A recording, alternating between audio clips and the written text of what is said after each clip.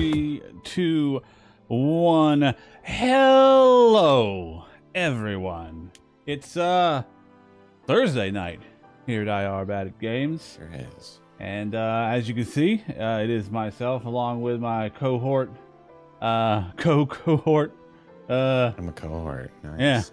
Yeah. Eric, and we are back here tonight with some more Chaos Child, another visual novel in the science adventure series. We played Steins Gate a while back, and I'm gonna let you in on a little secret, little peek behind the scenes here. The reason why I wanted to share this with you, Eric, is so I played through it. You know, I always want to test these. We were talking earlier about how hard it is to find non-extra visual novels out there. So I wanted to though. Yeah, and I always want to play through these at least a little bit. Sometimes I go through them all the way, and but anyway, I played through this. So I this game has no secrets left for me. I've uncovered them all, and I have a lot of questions about a lot of stuff that we haven't, and I wanted someone to talk to about it. So to share in these questions. Yeah, exactly. And so I brought you in. But this is how it happens. Yeah. This is how it happens. But yeah, so we're playing Chaos Child, which if you have been following along, we are on stream 4 of it now. The basic premise of it, so far what we've been presented with is a story about some strange, bizarre murders going on in the city of Tokyo, and specifically in the Shibuya district. We play as Takeru Miyashiro, who is this high school kid who seems to be obsessed with solving these murders before anybody else. He has theories that he thinks no one else has picked up on yet, and through the means and through the use of his being the president of the newspaper club at his high school, he's taking way too seriously. He's taking this way too seriously. Sit him down like a teacher. Just be like, look, bake sales and it's like dog fashion shows, man. I don't know what to tell you. Yeah, he's brought all of the other newspaper club members in on this. Some are a little more apprehensive about it than others, like his sister Nono. And I was also the vice president. She's like, don't, why are you pursuing this? Just do normal kid shit. Like, yeah, a little bit of like, hey, what is wrong with you? Yeah. It's not what school newspapers do. But at the end of the last stream, we had learned a little bit more about this mysterious girl, Aramura Hine, we found at the scene. She seems to be working with the police in some regard about this murder. And also, we ended with some big news. The video that we made with the newspaper club about these mysterious sumo stickers that are popping up all over town and seem to be related to the murders got premiered on a very big internet radio broadcast. And yeah, that's a big deal. Like, we weren't getting any views. And now, who knows? Maybe we'll start getting some views. I think that, it hasn't like addressed that yet, but right. I mean, yeah, that's how you go viral right there. It is. Let's see how that turns out. Let's jump right back into this. Chapter 2, sumo stickers. Imagine that you're the like teacher who's in charge of supervising that like sponsors it or whatever. Yeah. You're getting a really, really annoying phone call all of a sudden. Like, so we got this thing, and suddenly it seems like they're actually pretty well tied up in a murder investigation. These kids have been publishing articles on it for a week now. How'd you let this happen? Right, are you not supervising them? Yeah, like, what are you doing exactly? Anyway, what a pain. Yeah. Ito whispered as he turned the camera around the room, and I wholeheartedly agreed. We were in our classroom after school. The Culture Festival was just 3 days away, and from this afternoon until the day of the event, classes were canceled to allow more time for the preparations. Yeah, that's a lot of prep time. What the shit? 3 days of no classes? What kind of festival is that's maniac shit. Well, maybe we'll find out.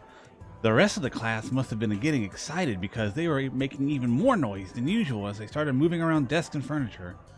Since this marked the start of real preparations for the Culture Festival, the newspaper club needed to go around and take more footage of the rest of the school. We've been on our feet all afternoon. I didn't have time for this right now.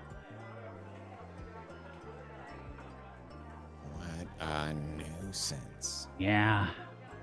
Ito whispered as he saw the group glancing at us from a corner of the classroom.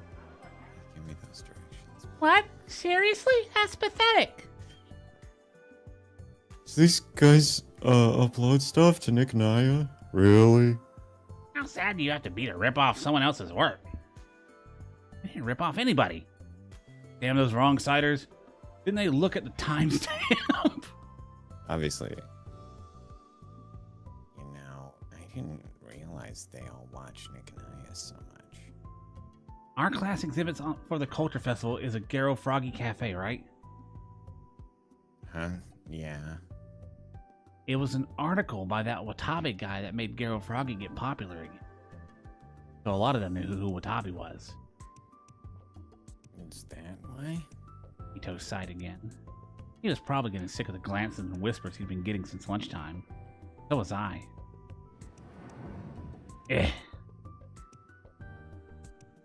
Miyashiro. What? The look in Kawahara-kun's face said, I have better things to do than waste time with you right now. How far are you with the footage for the preparations for the Culture Festival? That's what you want to talk about? Well, yeah. How am I supposed to answer that? We're just recording video, so there's really no clear point when it'll be finished. And please stop looking at me like that. What? How far are you? Oh, well... It's not really how it works. Stuff's coming along fine. Is there an issue? Someone suggested that it might look nice if we had the video of the preparations playing in the background during the closing ceremony.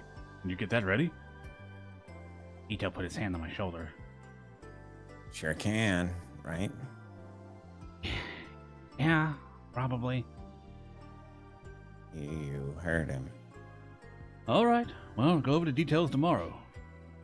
Huh? It's like some shit that doesn't. Wait a second. I found myself speaking to Kawahara-kun as he turned to leave. I don't have time for... What? No, nothing. The worst. Kawahara-kun looked irritated that I stopped him. Let's go, Karusu. Karusu? Karusu seemed to be thinking about something. It wasn't clear if he'd heard him or not. He then suddenly looked at me. Takaru. What? Huh? For once, Karusu seemed uncertain about what to say. Come to think of it, this was the first time I talked to her since the incident with Aramura-san. Come with me. Huh? Wait. Dragged me out to the corner of an empty hallway. I shook her hand off my arm. What? What's wrong? Bruce had cradled the hand I'd shaken off protectively. Have you met Aramura-san since then? Since then? You mean since we met in the student council room? He nodded. No, I haven't. I lied. It wasn't a lie. I hadn't spoke to her directly, after all. We saw her from a distance, technically. I see. What? There's something wrong with Aramura-san? Well, she's sort of threatened your life a bit. Bruce remained silent, her lips pressed into a thin line. Then... You uploaded the video about those cases, right? Delete it, now. Had she been checking our page? And give up on the case, too. You learned your lesson with the Love Hotel, didn't you? Well, it's true that the police took me into custody, but they didn't... Something really bad could happen to you. There's something different about the way she talked. Her whole personality was different than usual. It wasn't as forceful. She was lecturing me, but instead of looking me in the eye, she was cradling her arm. It was as if she was speaking to herself, not to me. For the first time since I left the orphanage, I thought I might be able to win an argument with her. I'm not doing anything dangerous. That video I uploaded was just what the newspaper club normally does, you know? A lot of people are watching that video now. I'm not like those people who can only write comments about it. Real shit, though. Are you still talking about that? You're not a kid anymore. I'm going to the club room. If you're heading back to the classroom, tell Ito I'll be waiting for him. Turned around without waiting for her to answer. When I'd gotten a good distance away, she said, Taco, you aren't any different from anyone else. You're just a teenage boy. whatever. Her voice wasn't as strong as usual. There was no trace of anything like kindness in it either. I didn't stop walking. A minute later, Ito ran up to me and we walked to the club room together. Ito asked me if something had happened, but I told him that it wasn't the case. You're finally here. You're late, guys. Sorry. What's going on? We just broke 100,000 views, and there's over 5,000 comments. Huh? Are you serious? Ito raced over to the PC that Sarika was looking at. She's serious. Hey, Miyashiro. Calm down. 100,000 isn't that big of a number. False. You're shaking, man. Shut up.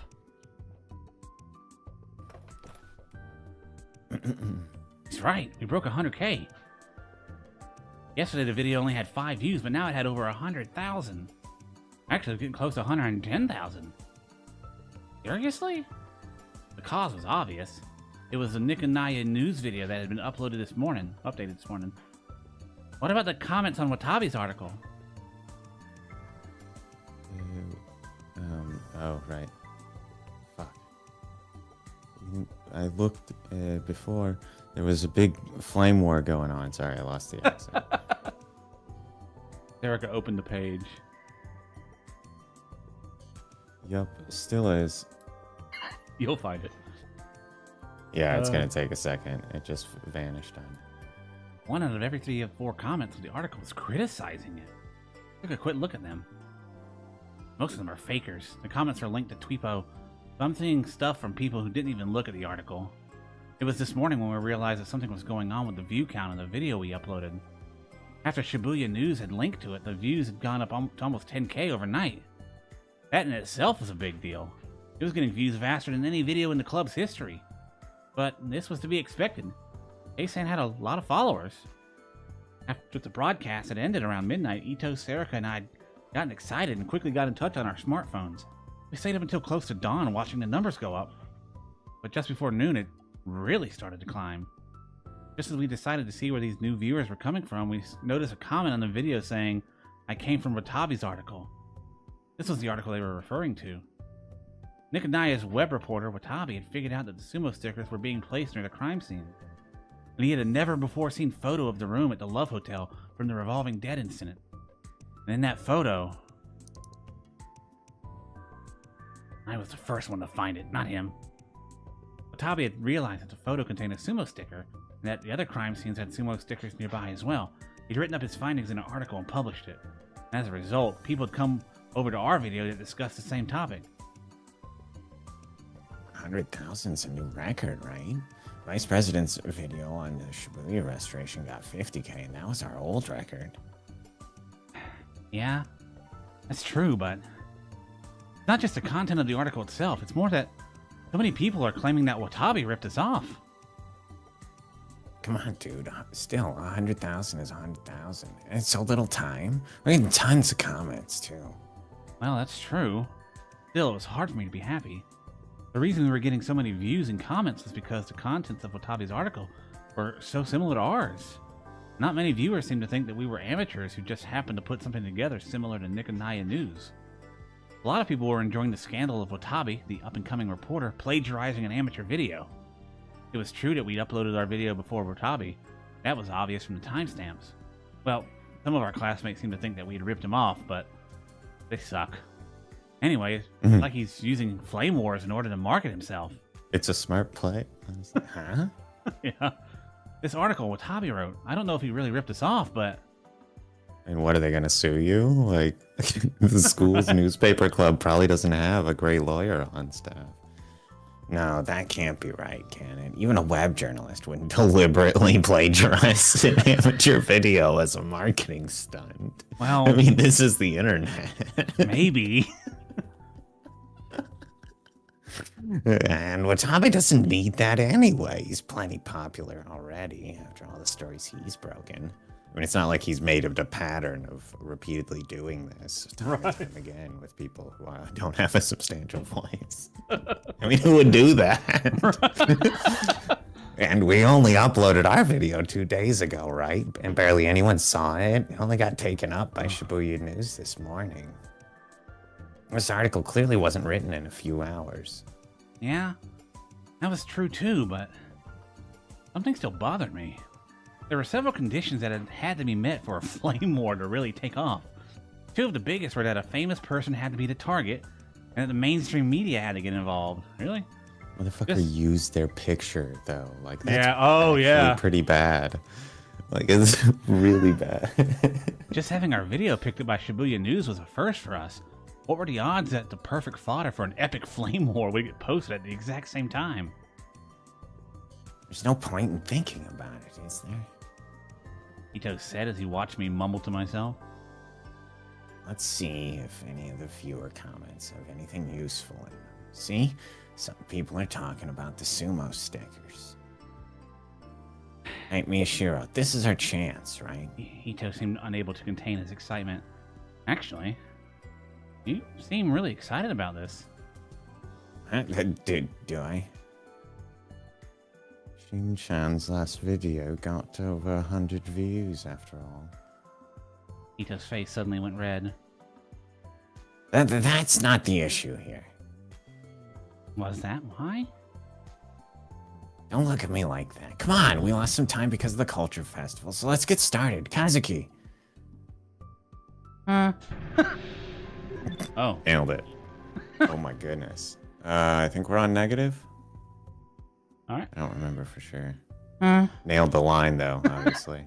God, he's looking at my game. He's been totally ignoring all of this. Print out some of the images from Watabe's article. Ito took them and stood in front of the board. He started to put them up. His face was still red. He glared at the images as he looked for a spot to put them. We did negative last. Come on, check the video. Well, whatever. If he thinks he's fooling me like that, and I'll let him think that. Negative trigger. Dun, dun, dun. Still felt sick. Get past the thumbnail. Okay, I don't like it either. He skipped past the image of the sumo sticker and started to scroll through the just comments. Don't rip off Watabe. No, this one was really uploaded first. We are the victims of the mainstream media. Watabe's a lying hack who just tells people what they want to hear. It makes me sick to see all his fans showing up. Watabe's fans and his haters are going at it and ignoring what's in the video. There are more fans than haters. The haters are getting their butts kicked. There's a huge difference in the number of comments. I don't know if there are just more fans of his watching the video, or if a few of them are just typing out a lot of comments. How many real fans does Watabe have? It's all him. It's just Watabe. He's on TV. It has to be a lot. Wait a second. We're going to be okay, right? Why? Well, I mean, our account has Hakihona Academy Newspaper Club in the name, right? But if his fans come after us. Come on. There's no way, right? You sure? It got 100,000 views. I'm just saying 100,000 people watched it, but at least 10,000 people had to have done so. And a lot of them came from Watabe's article, and a lot of those are probably his fans. There's no guarantee that some of them aren't crazy. I mean, they might do whatever it takes to get rid of us if they think we made them look bad. You're overthinking it. That's just paranoia. I hope so. I'm kind of scared, though. Feels like someone stared at me 100,000 times. Just feels weird and creepy. I mean, I can kind of understand what you're saying, but still, you're overthinking this, man. Yeah, you're right. Ito forced himself to smile. I guess I'm just, like, a little scared since we got 100,000 views. Hey, Sarah could cut us off. is it just me, or is it kind of noisy outside? Huh? I listened carefully. I felt like I could hear shouting outside the window. Maybe. Ito tilted his head in confusion as he opened the window, and then... Brick! Hekio Newspaper Academy Newspaper Club, come out! You little brats, who dared to criticize Watabe-san need to get out here now! Using a hidden camera is a crime. Arrest the Hekio Academy Newspaper Club. Yeah, the Hekio Academy Newspaper Club should get on their knees and beg for forgiveness. The Hekio Academy Newspaper Club must taste our fierce justice. got a crowd of kids out here to beat up some teenagers. I love it. A large crowd of scouts outside the front of the gate. They were screaming for us. Oh, no. There's over 100 people out there. Ito quickly crouched down and got away from the window. I got signs. It says, kill the newspaper club. You're kidding me. Why would they come after No. us? We didn't do anything They get wrong. the signs so quickly. Hey, what do we do, Miyashiro? What do we do? Yeah. Both Sarika and Kazuki were staring at me nervously. I don't know. If we go out there, they're going to beat the crap out of us. Why is this happening? I don't know. It's Watabe. They must be Watabe's fans. Maybe Watabe himself sent them after us. Sent them after us? What? He might have sent them to kill us. Don't yell. Look, let's just run away. Crowd psychology is a scary thing. Even a normally calm person can go crazy the minute they join a crowd. There's no chance we can talk to them reasonably. They're going to kill us, so, we need to run. Bring out Miyashiro Takaru. What? The crowd outside yelled my name. I felt my blood run cold when I heard it. Crap. Ito Shinji, Kurisu Nono, Onoe Sarika, Kazuke Hana, come on out, you criminals. I know all of us. It wasn't just me. I knew the names of the entire newspaper club. How? How do they know our names? I mean, the website's got... Yeah. You guys have been on a directory, I bet, somewhere. What's going on? Is this the price we pay for getting 100,000 views? Damn it all. Sarika, Ito, and Kazuki were starting to panic. To be honest, so was I. I had no idea having this many people scream my name was so scary. Over 100 people were in front of the gate. They all knew about us. They all hated us. They were all ready to hurt us. No normal person would ever be the object of so much hatred. Hey, this is really bad. Ito had fearfully taken a peek out the window again. His voice was almost a scream. They made it inside. Okay. Huh? Bad read. I went to the window, too. I looked down and saw that the protesters were ignoring the teachers, storming into the school. They were screaming, "Find the newspaper club and make them pay!" It was now a complete riot. Any semblance of order was gone. There was no stopping them now. Call the police. There's no time. We need to do something now. I ran over to the door and locked it. Oh, bud. What are you doing? We have to stay hidden in here. If they find us, we're doomed. But they're looking for the newspaper club. The first thing they'll do is come here. That's true. It's no good. and lost the ability to make calm, rational judgments. There was no way we could escape now.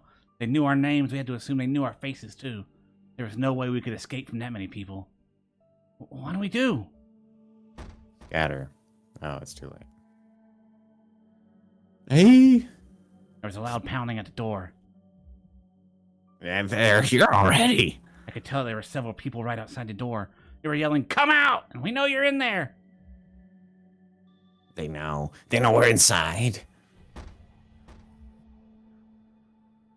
Taku. Oh, shit, wrong. They're going to kick the door down.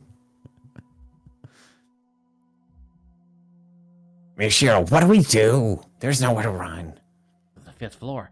We couldn't escape via the windows. The only exit was the door, and they were waiting for us outside. We had nowhere to run. Did I make a mistake? Should we have run earlier? Hey, Mishiro! I don't know, don't ask me!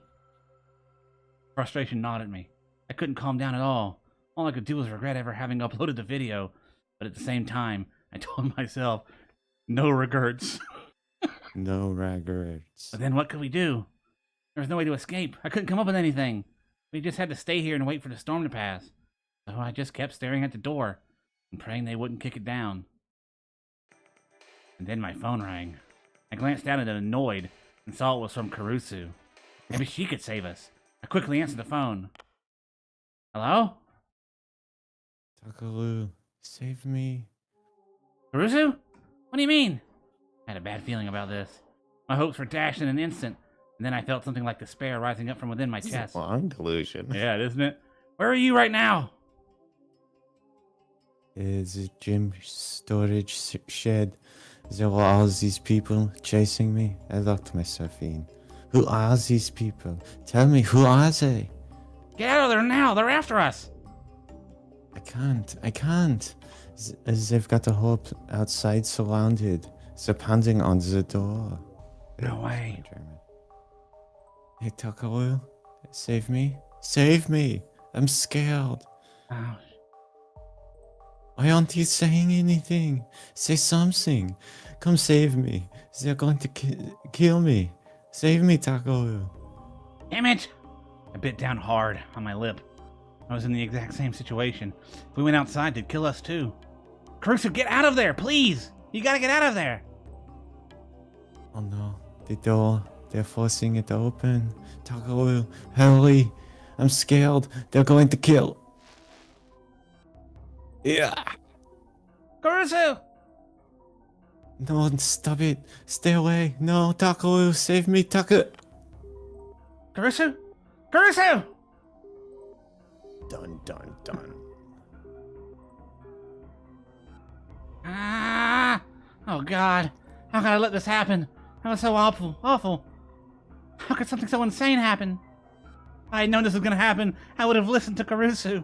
I should have just deleted that video. I never should have uploaded it. Ah! Of course, that never actually happened, and Akio Academy was as calm as ever. I tried imagining the worst case scenario, and it didn't seem realistic at all. Karusu was worried over nothing. There are tons of video on the internet with over 100K views. A lot of them had over 1 million. The internet didn't just have as much influence on the real world as we thought it did. But as I looked at the comments, I realized that there was in fact a small-scale war going on between Watabi's fans and his haters. No, I ignore this useless debate and search for Sticker. Okay. Erica scrolled through each of the comments, checking them in turn.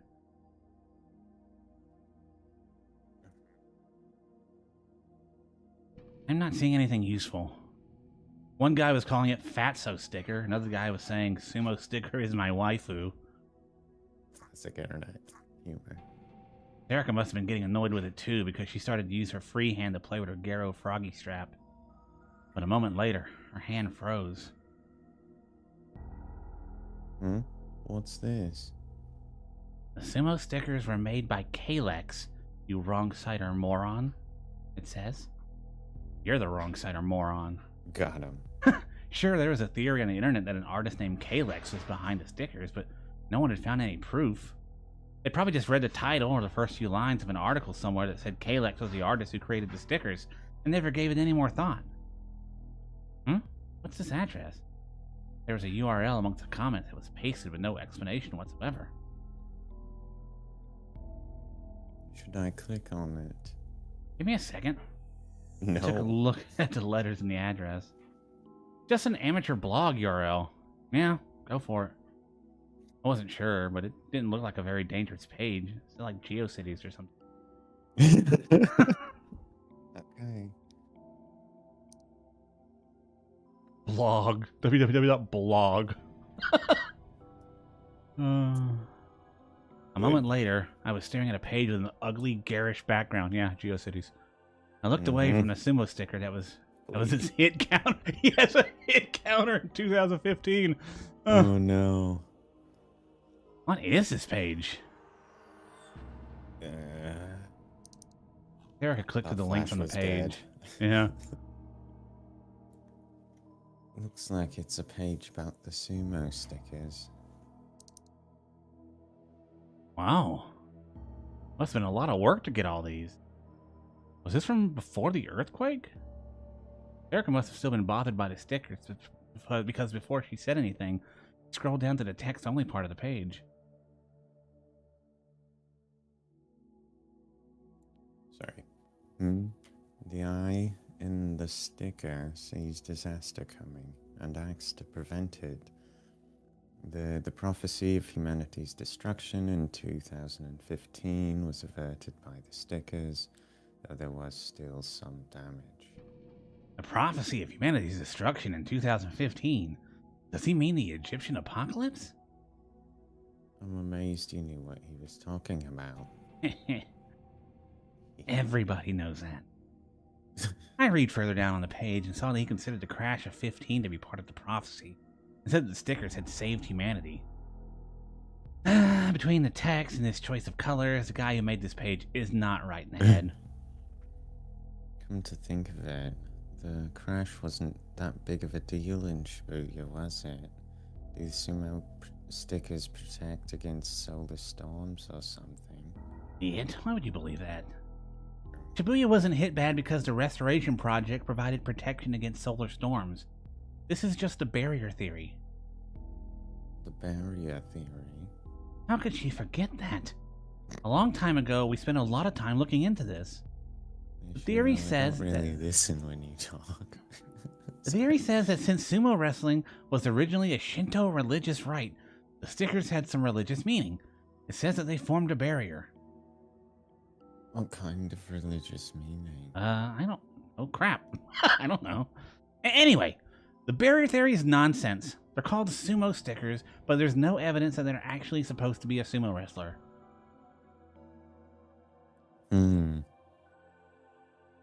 Good. I guess I fooled her.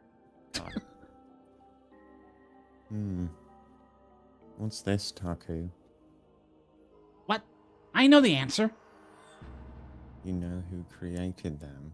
Huh? This, Yes. Erica said, as she pointed to Dun dun dun. a page about the creator of the sumo stickers. No, I was mistaken. Keep going. Okay.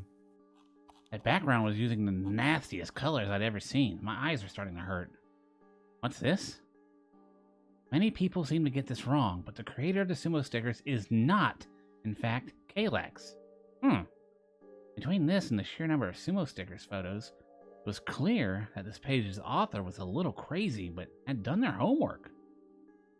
They were sacrificed to the rest of humanity in order to build the barrier. No, maybe more than a little crazy. They were totally nuts. I hadn't read a page like this in a while. This creator... Fucking I mad. stopped. I stopped scrolling down the page. Look. Her voice was shaking a little as she pointed at the screen. Is inside A.H. Tokyo General Hospital.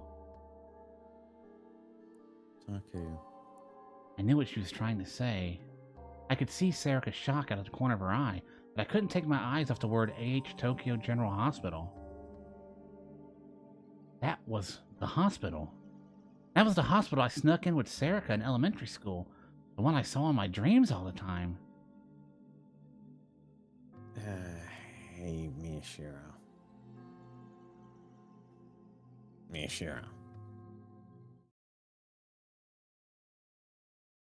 Oh. What?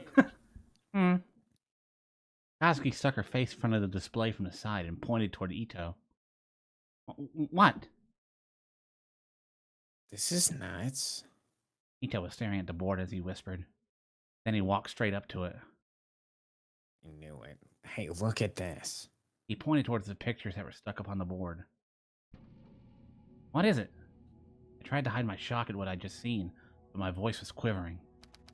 But Ito was completely ignoring me. He ripped off a few of the pictures.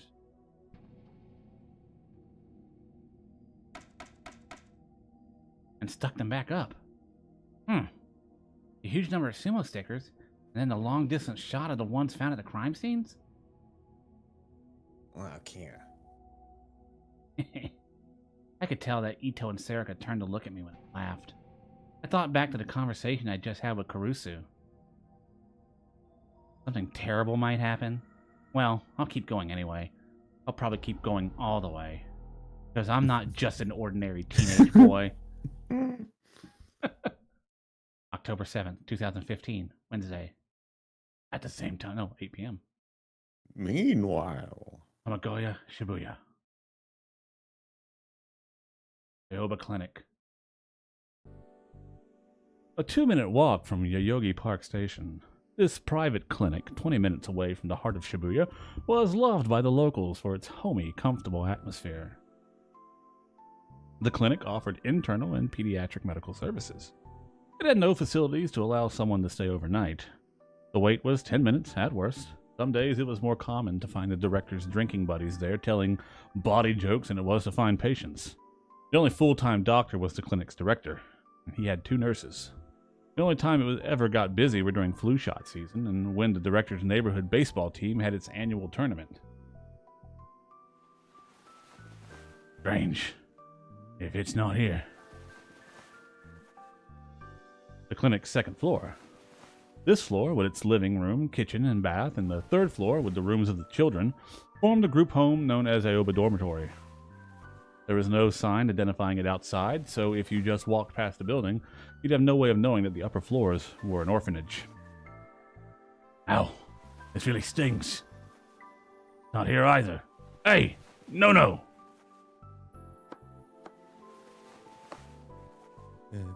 Just a little more.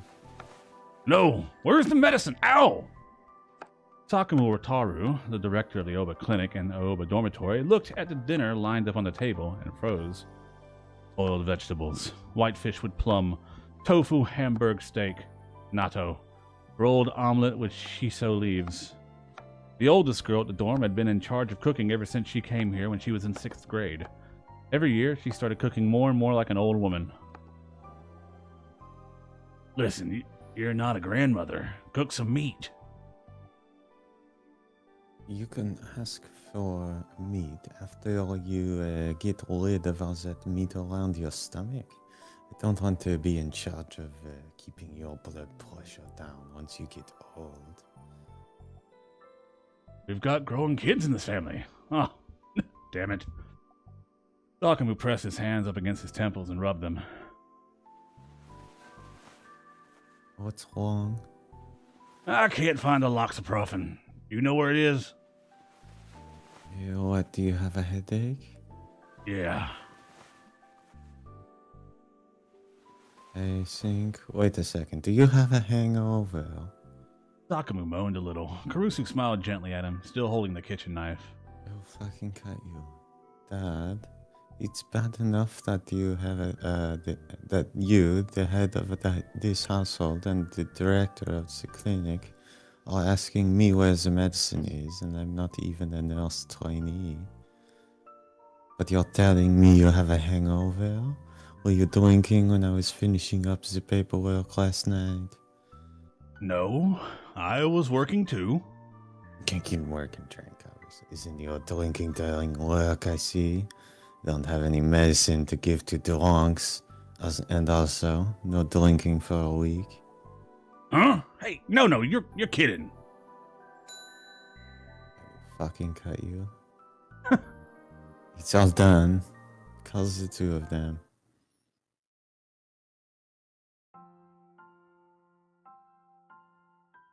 Thank you. That was very good. Thank you. I'm glad you liked it. I'll make some tea. You help me. No, you help me. Bum. Her little brother nodded, Go. and together they took the plates the four of them had been eating off of onto the kitchen. It was their job to clean up. Tachibana Yui and Tachibana Yuto were brother and sister. They were the only two siblings at the Oba dorm who were actually related by blood, and the rest of the neighborhood thought it was cute how they were always together. The Shibuya earthquake had occurred when Yui was in 2nd grade and Yuto was only 6 and hadn't started school. After the earthquake, the two of them had come to Aoba dorm. The two of them had been depressed for a long time between the shock of losing their parents and their experiences in the earthquake's aftermath. Now they'd made it to the 2nd year of middle school for Yui and the last year of elementary school for Yuto. No, you can't eat dinner. You can eat dinner without me tomorrow. During the meal, Sakuma had complained about Nono's ban on his drinking, but Yui had told him he'd brought it on himself. He'd spent the rest of the dinner muttering to himself, but by now he's calmed down a little. I've been so busy lately, you see.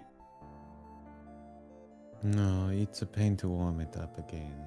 And I don't like it when everybody eats separately. I want us to eat as a family as much as possible. But why are you so busy? Kurusu checked the clock as she spoke. It was almost 9. The Yoba clinic closed at 6:30 p.m., and it was often after 7 p.m. by the time Sakamu finished his paperwork and came upstairs. Kurusu would have dinner ready around that time. But it was true that lately, he'd been coming up later and later. Sakamu shrugged and said he wasn't sure why exactly, but the clinic one of my old university buddies runs in Shibuya is busy too, and the big hospitals around here like AH Tokyo General and Yoyogi, for instance, they've all been really busy lately. Mm-hmm. Oh no? Oh, sorry. And? Well, there are a lot of theories. Some people say it's because people are excited for the festival and hurting themselves. Others say it's because they started to look into that syndrome again. They are looking into it again? After 6 years? The only thing that's really fixed is the town's exterior. You can't fix what's in here so easily. Sakamu patted himself on the chest. My patients are the same as ever, but my old classmates and the other people I know are sending me a lot of people. It's making my shoulders really stiff. As her father rotated his shoulders to stretch them, Nono told him he was doing a great job. He normally looked like a goofball, but Kurusu knew that he was reliable when it counted. The Oba clinic was far enough from Shibuya that it hadn't been damaged during the earthquake, and so it had remained open. She'd heard that Sakuma had taken in patients with minor wounds, a field that was outside of his specialty, and treated them. When she helped the clinic's front desk, the patients would often tell her grateful tales about what he'd done then. What about, what's with this pail? That's the girl. Oh god, is it? It was on sale at Parlor Nishino. Yeah, Nishino. Let's eat it. Yui and Yuto had come back from the kitchen with tea and a sliced pear. She stuck a toothpaste on a slice as she spoke. It's so sweet and good. Oh, Yui, did you buy some ponzu? It's as cheap as it gets today, right? Yup.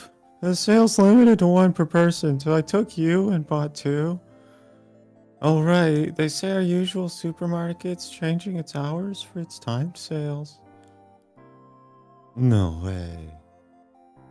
It's gonna be an hour later, they say. That's a problem. How should we handle dinner shopping then? Oh, also, we're almost out of bath soap. The one with the white package. I'm waiting, Phil. It's the weekend sale.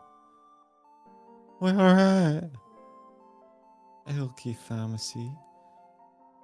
I've got a coupon. This is useless. Why? Why? Really? It sounds great.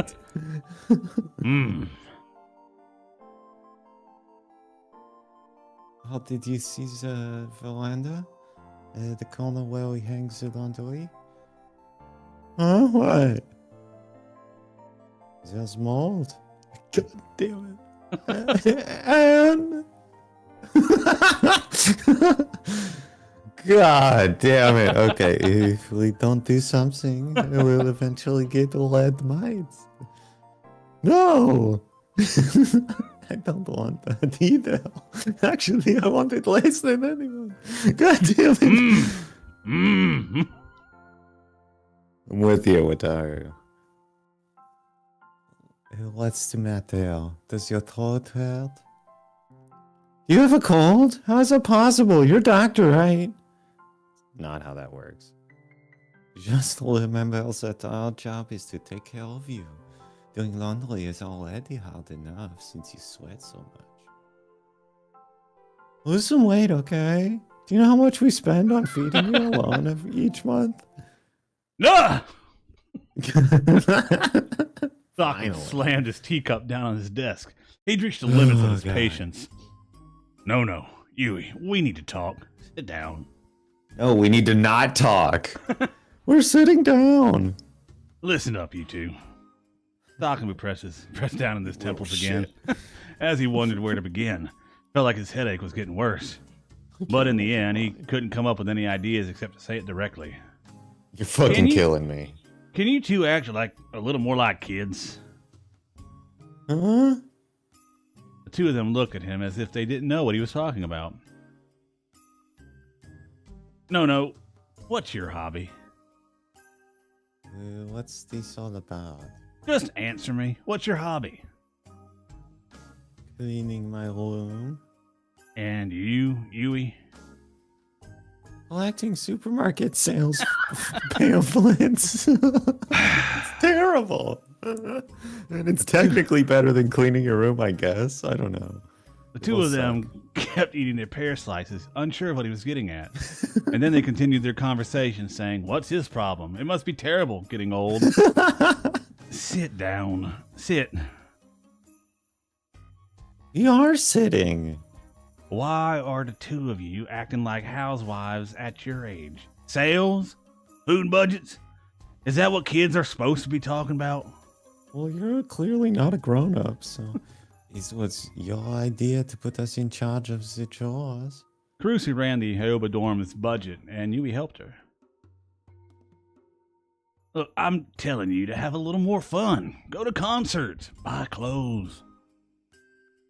What? I don't need to. I can listen to music on the internet. Goddamn Gen Z. Killing all of the lives right now. And I get all of my clothes at the flea markets. When I can't find the one that I like, I make some myself. You're both too perfect. You'll never get boyfriends like this. I don't think that that's true. I'm not interested in the immature boys in my class. And everyone idolizes Big Sis in middle school. Wait. Yeah, that was.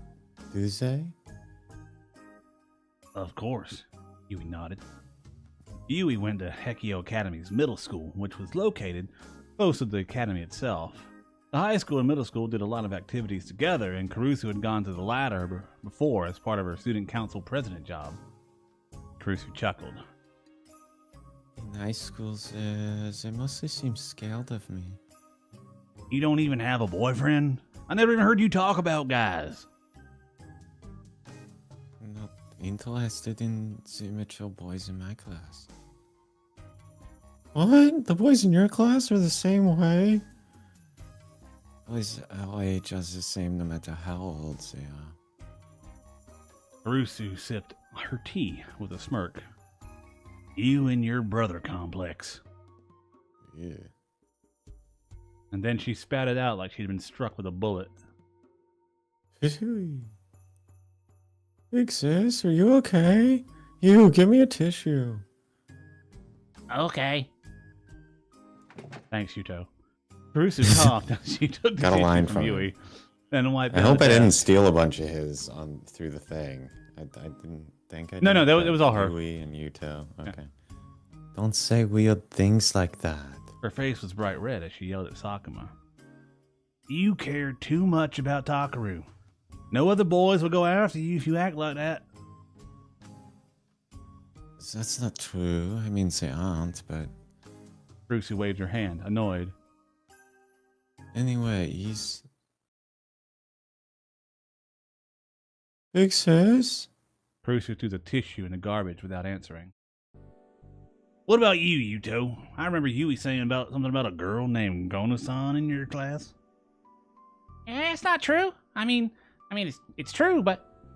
Now it was Yuto's turn to turn red. That's right. What happened with that? It was a love letter, right? No secrets, remember? Tell me. Yuto shrank back in his chair, his tiny body becoming even smaller. Then he nodded. Yui leaned forward, excited. And? Tokuda-kun. Hmm? Tokuda-kun found out, and... Yui's expression switched from jovial to serious. What? Did he make fun of you? After a short pause, Yuto nodded. You need to speak up when something's bothering you. If you get used to it, it'll change you in bad ways without you realizing it. Right. If he makes fun of you again, tell your big sister. I'll get him back.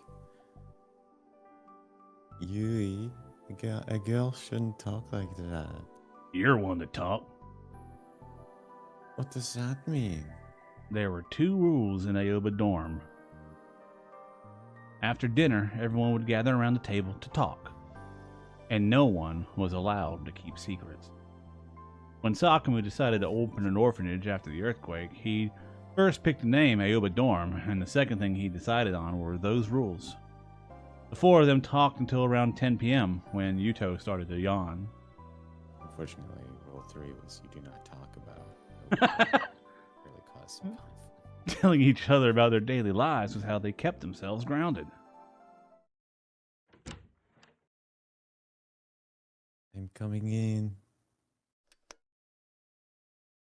Kurusu entered the empty room, knowing there wouldn't be an answer. She started by wiping down the desk and then moved on to do the rest of the cleaning, the same as she always did. Nothing had changed in the room since Miyashiro had left. It was still filled with books, papers, and DVDs. Home was the place where Kurusu felt the most calm and relaxed. It was where she could be herself and be with her family. Her favorite time of day was after dinner. It wasn't that she was uncomfortable at Hekio, but her personality was such that she always felt like she had to put her job first. And she liked the role she had at home with her family more than she liked the role she had in the outside world. As she cleaned the bookshelves, she saw a scrapbook. She'd seen it many times before, but she put it on the desk and started to flip through the pages. The book was filled with information on urban legends and crimes that had taken place in Shibuya. On the last page was a collection of magazine and newspaper articles. The magazine article was dated about 6 months ago, just before Miyashiro had left home. And the newspaper article was from 6 years ago. It was about the Shibuya earthquake. This was why Miyashiro had left home and had gone to live at Miyashita Park. Dates match up exactly with the dates of the murders from 6 years ago. They may be set up to look like suicides, but they're every bit as weird as the old killings. You're going to be killed, Miyashiro Takaru-senpai. Something might be coming for him, or maybe Takaru was getting involved in something. As his older sister, she had to protect her little brother. But Can I face what happened 6 years ago? There was a knock at the door. She tried to take a few deep breaths to calm herself before she spoke. Who's there? It's me. I'm coming in. Why do you look like you're about to cry? Huh? She quickly put her hand up to her face. She wasn't crying. Took a quick breath to help her focus. What's wrong? You were acting a little weird during dinner. Was I? Sakumi looked at the scrapbook on the desk. Did he do something again? His voice was a father's. Bruce put the scrapbook back on the shelf. Yeah. Oh no. I guess he hasn't, but it seems like he's about to. He hasn't changed a bit. After the cops took him and at the Love Hotel, you tried to get him to stop, right? Bruce nodded, remembering what had happened in the hallway that day. But it doesn't seem like he's going to stop. That's rare. He usually does what you tell him. That's because I didn't really. What? What's wrong? Sakumi sensed that something was wrong with Kurusu and sat down on the bed. He motioned for her to speak. How did he start opening up to me? I mean, the rest of the family. You'll remember, right? When he woke up from his coma and started his rehabilitation, you'd barely talk to us at all. Well, Yui and Yuto were like that too, and so were you, you know. We're not talking about me here. Yeah, well, it was so long ago I don't remember. And is there ever really a single cause for that kind of behavior? But he crossed his arms and seemed to be trying to remember the past. Soon after, look, I don't know when he started opening up, but I do remember the first day he ate dinner with us. Oh. Bruce realized that she remembered too. Even after he'd started his physical therapy and learned to walk again, for a while he'd kept eating dinner alone in his room. Sakuma had told him that everyone was supposed to meet and talk after dinner. It was rule number 1, after all, but he'd used his poor health as an excuse to stay in his room. I remember that. What happened with that, actually? Well, I think it was what you said. Huh? You remember how you helped him with his physical therapy? You said he was part of the family, and you would take care of him. Yeah. Miyashiro had refused, but she told him there was no reason for him to be embarrassed now. She'd been in charge of cleaning his catheter when he was in a coma, after all. And then you started spending even more time with him. You had that brother complex of yours for a long time now. It's a weird thing to joke about when it's your job to change his catheter. Right. Told you, it's not like that. And then, when he was finally able to do everything on his own, and you came to me and asked if it wasn't time for him to go to school, you remember what you said? Bruce tried to think, but she couldn't remember herself saying anything special. Guess he didn't go to school a lot before, but I'll make it so he can. If anyone bullies him, I'll get them back. You're kidding. She didn't remember that at all. It's true. Remember what Yui just said? She definitely got it from you. You used to have an even sharper tongue than you do now. Anyway, he wasn't in the room, but he heard you say that. And that was the day he started eating with us. Well, he still didn't go to school all that much, but even if he spent most of his time in the nurse's office, it was still thanks to you that he was able to graduate. What did you have to do with it? Well, you wasn't alive yet. As she listened to Sakuma's words, she could feel the terror that had been building inside her start to fade. Instead, she felt a mixture of confidence, nostalgia, and joy. Did I really say that? Big sis? What are you doing?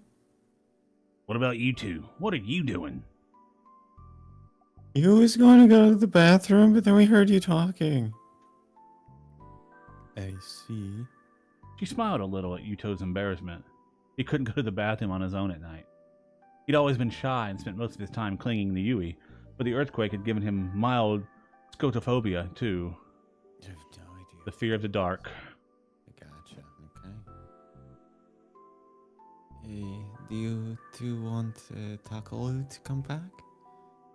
Of course, we're family. Yeah. And we're doing all the cleaning. That was Big Bro's job. And the shopping, too. Oh, that too. I forgot. Bruce laughed and looked around her missing brother's room, at her family. There was no changing what happened 6 years ago now. Yui? Huh. If anyone bullies Yuto, get them back. Huh? Oh, yeah, of course. She would just have to protect her family, so that they could live together again. Bruce took out her smartphone and left the room, leaving her uncertainty behind.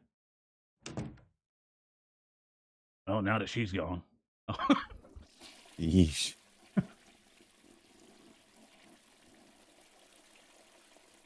Oh, no.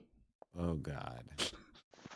I just know what delusion trigger we're on right now. They gone. Serica was sitting with her legs crossed on the cold floor looking up at me. I put my ear up to the door and tried to see if there was anyone outside. We're on the good. We're on positive, too. Yeah. It's safe. There's no one there. Then let's give up and go home. My butt's starting to hurt. How about I give you a little lecture? No. A few years ago, I saw this. I think it was on the news. There was this guy who was in a bathroom and the lock broke and he got stuck inside for 2 days. When they saved him, they asked him what it was like to be locked in a room for 2 days. And he said, I'm glad there was a toilet. It's not a lecture. Are you telling a joke right now? I was gonna say, that's a fucking stand-up routine.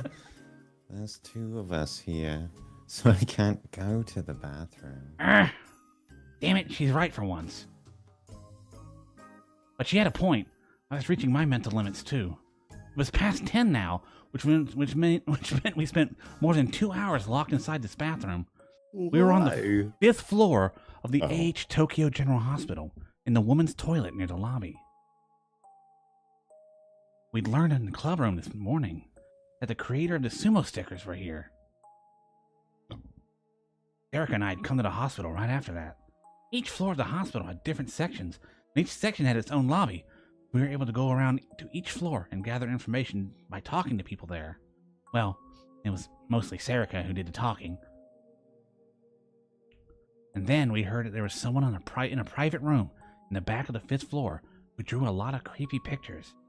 I got excited. The person drawing the pictures might know something. But there was a problem. Namely, the ward they were staying in. There were 2 wards on the 5th floor. The first was the gastroenterological ward, straight in the hall from the lobby. But to get to the place where we wanted to go, we had to take a right from the lobby. Go to the psych ward. To meet with patients in the psych ward, you needed permission from the patient and the hospital. Makes it tough.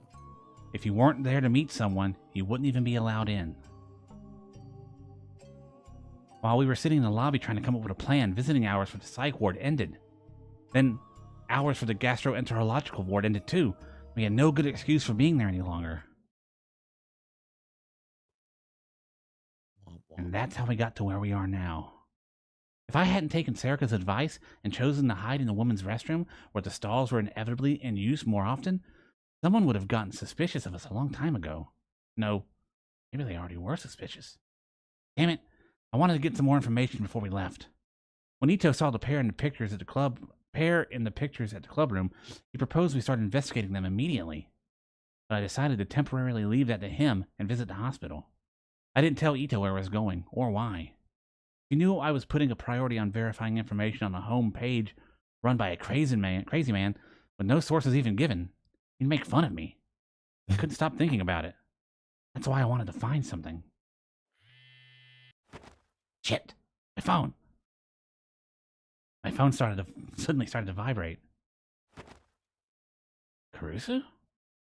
I frowned when I saw the name. Damn, and at a time like this, too.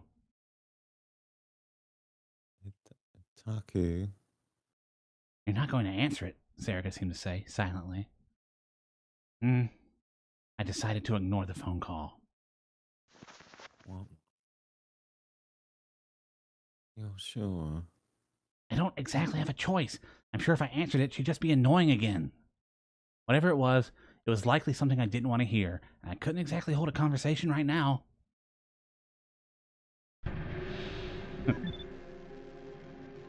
Well, We're on positive, right? We're on positive.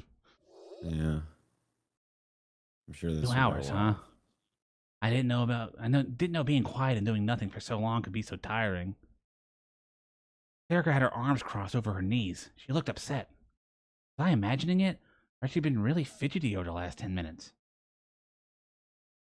It's weird. Never thought I'd be spending hours in a girl's bathroom stall with you at this age. Don't say What things like age that. did you think that was going to happen? Just hang in there a little longer. I can, if you want. But I don't think that there's much of a point to this. Erica sighed a little. I looked away from her. I was starting to fidget a little, maybe because we'd been talking about going to the bathroom. Positive trigger. Oh no. Taku. Huh? Erica sighed a little and slowly stood up. Listen, I need to ask you something. Ask me something. What was this I about? want to make out. Erica seemed really uneasy. Remember your lecture a moment ago? Oh, you want another one? Oh, yeah, that. You said we couldn't go to the bathroom because there were two of us. Oh no. You did? And? I need to. No, never mind. Huh? Oh my god, please don't be some weird shit. Erica's head drooped. For some reason, she looked like she was about to cry. She was clutching the hem of her skirt tightly and shaking a little. What's wrong? It's nothing, really. But you look like you're about to cry. Gotta pee. Super bad. Finally, she started to bite her lip as she was trying to endure something. She was acting really weird. Erica normally didn't behave this way. What's wrong? If you don't tell me, I won't know. Erica just shook her head from left to right. She wasn't even looking at me anymore. What's going on? I didn't understand it at all. I'd never seen her like this before. Until just a moment ago, we were having a normal conversation. I grabbed her shoulder and peered into her eyes. Tell me, we've known each other forever, right? Can't you trust me? Shook her head even faster. And at the last, she started to cry. Huh? I looked closer and saw that her cheeks were flush red. I can't take it anymore. What? What can't you take? Please, Taku, turn the other way. Huh? Why is this the positive? Weird shit. I thought the same weird thing. shit. And Japanese. then Erica's body shook violently, just once. Till a moment ago, she seemed to be suffering, but now she looked relieved and relaxed. What the heck? I suddenly looked down. She was still holding her skirt hem tightly, and there was a puddle at her feet. Not only that, her long knee socks were soaking wet. Oh my god. What's that's this? somebody's thing. You Who's didn't. doing that? Don't look. Erica begged me in a quiet voice. God. Don't look at me. I could smell a faint whiff of ammonia. It was obvious now what had happened. Why didn't you say something? Why didn't you hold it in until this happened? Because I can't go to the bathroom when there's two of us here. I can't do it right in front of you, Taku. But you did it anyway. Right. just Yes, been in the again. toilet. Ah! End of trigger. Fucking that happened- wild. If that happened, I wouldn't know how to react. But Sarah and I were in a situation where that could happen at any minute. Maybe I mean, it's time mostly to go. just like use the fucking toilet. Yeah. It's behind you. Maybe it's time to go home after all. As that stupid idea crossed my mind. Okay, Taco. Taco, let's go. We can come back tomorrow. Erica stood up and rubbed her butt a little. Doesn't bother you? Huh? This hospital is. This was the hospital we snuck into a long time ago, looking for an urban legend called Ami-chan. In the end, we had to give up before we could figure it out. But if there was some connection between the sumo stickers and this hospital... Sure, it bothers me, but if we can find something out, I'd like to. But don't you think it's a better idea to give up now than come back tomorrow during visiting hours and wait for another chance? Well, yeah. If we leave now, as long as they don't catch us on this floor, we can just walk straight out, right? Yeah? This place has an ER, so it was open at night, and people would be going in and out. As long as we could get to the first floor lobby safely, we'd be able to walk right out. Damn it, maybe we don't have a choice. Fine, let's just... Wow. My phone vibrated again. Ken? Wait, I thought it was Caruso calling me again, but it wasn't. I checked once again that there was no one else in the restroom, and I answered the phone. Hello? Hey, Miyashiro, where are you right now? What's wrong? The vice president wants us to stop chasing the case. She's pissed. Seriously? She asked me what you two were doing right now, or more like she screamed at me. It was scary. You didn't. Yeah, Yeah. Ito said. Yeah, I told her everything. Then she said I needed to take down the camera. Then she changed her mind and said that she was going to do it herself and hung up. Why did you keep your mouth shut? You know that's impossible, man. Sometimes you just gotta appease the vice president. Damn it, that coward. Well, I knew how he felt.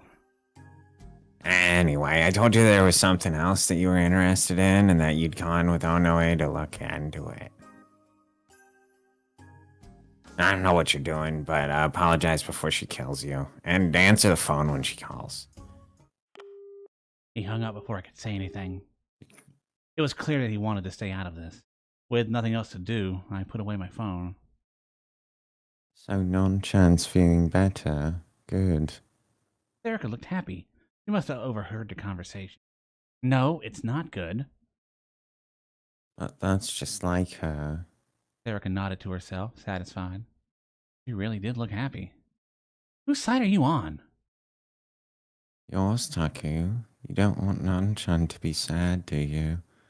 Well, no, never mind.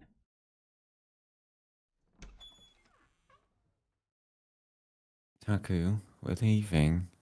Just so we're clear, I'm not giving up. I just didn't feel like I was going to find out anything more by staying here.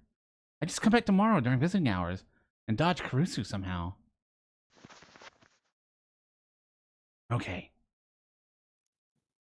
There was no one around. The nurse at the nurse's station was staring at her PC. We crouched down, she couldn't see us. I motioned to Serica, and we quietly left the bathroom, heading for the lobby. We made it across and arrived at the front of the elevator.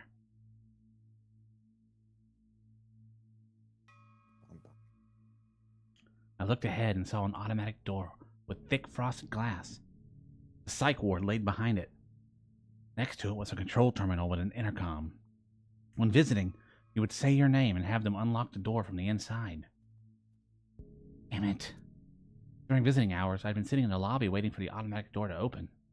I tried to see if there was a way to sneak in alongside another visitor, but had run out of time before I got the chance. Taku, there's nothing we can do. Let's come back later. Erica must have noticed me staring at it because she motioned for me to leave. Yeah. She was right. If we use the elevator, they might notice the sound. We just have to take the stairs and...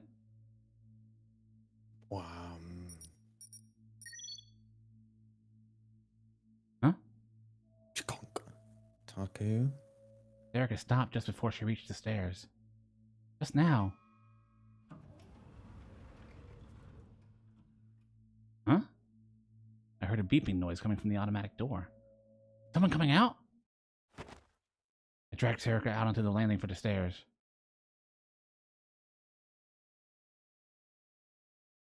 That was weird. I didn't hear any footsteps. Huh?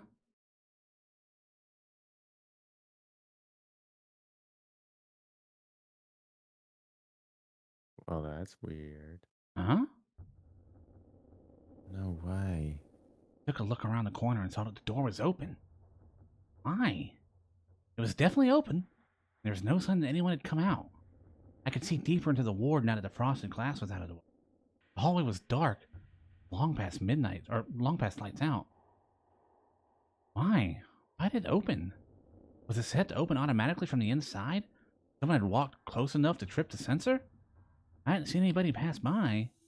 Still open.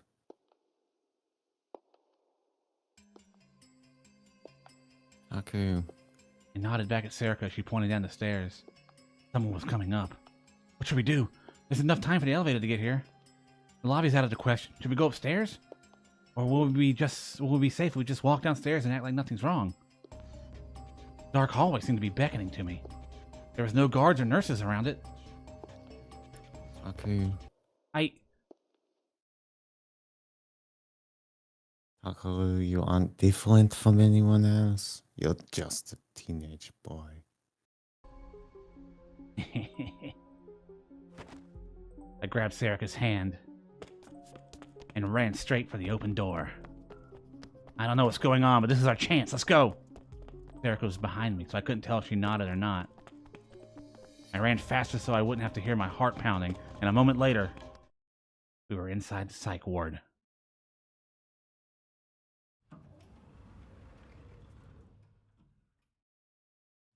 The cheese As I- stands alone. As I listened to the door shut behind me, I moved up next to the wall and took a look around. It was too dark to see all the way to the end of the hallway, but there didn't seem to be anyone there. The green light of the emergency exit reflected off the floor, bathing us in dim light.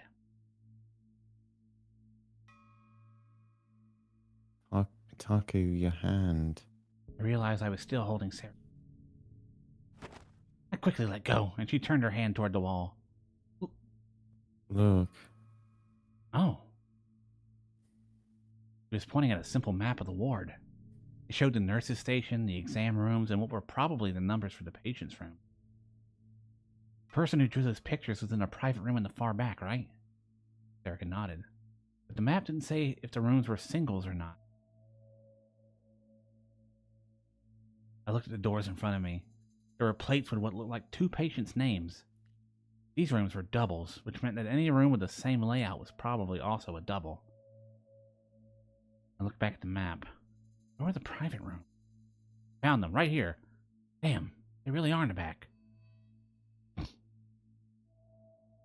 That way? Erica pointed further down the hall. With Erica behind me, I turned to the side and started to walk as quietly as I could. The weird scent unique to hospitals was starting to sting my nose. I was used to it, but it was still a little creepy. It was too quiet. This really is a psych ward, and I figured I'd hear some crazy screaming or something. No, that's just prejudice talking. Even if it's a sealed ward, most of the patients here are probably just old people with Alzheimer's. You wouldn't expect a patient to be screaming 24 hours a day, especially if the light's out. But what's the air here?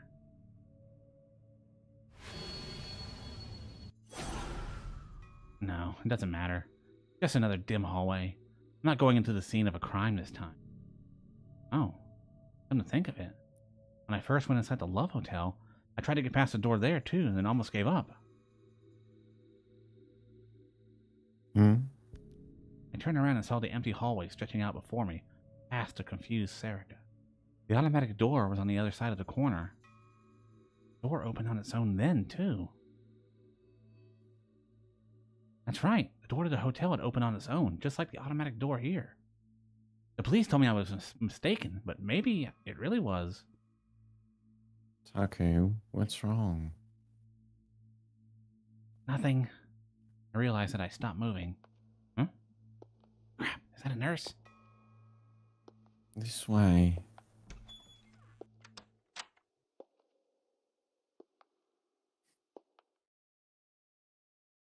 Oh, Okay. there was blood in Matsushita-san's IV. What? Again? Did it come out? Well, you see. I could hear what sounded like two nurses in the hallway. Did I? Oh, whoops. Did they find us? No. They listened carefully. They seemed to be talking about a patient. Good, they hadn't found us. We would have to stay here until they left. Hey, Taku, actually. Hmm? When we snuck in last time, do you remember where we went? I took my ear off the door. Of course I remember. Oh, no, actually, I don't remember where exactly. I tried to think back to what I'd seen so many times in the dream. It was 8 or 9 years ago now. At the time, I was still in elementary school. But I don't think it was a psych ward. I couldn't remember how we got in exactly, but I didn't remember sneaking through an automatic door. And that wasn't the kind of treatment you see in a psych ward. Actually, I don't think you can even call that treatment, whatever that was. What's wrong? I was about to ask before I saw her face and realized what was wrong. You okay? Yeah, I'm okay. She clearly wasn't okay. Did she remember what happened before? Come to think of it, actually, she tried to act strong and failed last time, too. We're not doing anything big here. We just get the information from the artist and go home. That's it. That's all. The nurses must have finished talking because I could hear the footsteps getting further away.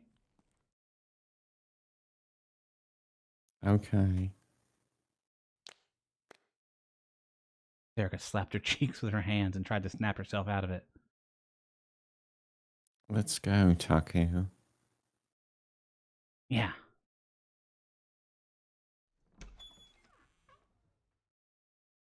When we got to the room, the dim light of the emergency exit lamp was shining down on it. Yeah? I nodded. This was probably the place. It was a private room in the back, and there was no nameplate on the other private rooms we passed. I'm opening the door. There was no time to hesitate. We could run into a nurse at any moment. I looked to the left and the right and checked that there was no one there before opening the door. It was a dark room, with no lights. There was enough light to see my hands, but not my feet. Is there no one here? The bed against the wall was empty. The blanket was rolled up. Erica looked over to see what I saw. Was this not the place? Maybe I'll check the other rooms. I tried to leave and Sarah grabbed my arm. What? Taku, look. Huh? Erica pointed at the back wall of the room. Her hand was shaking a little. It was too dark to see. I softly crept forward to get a better look.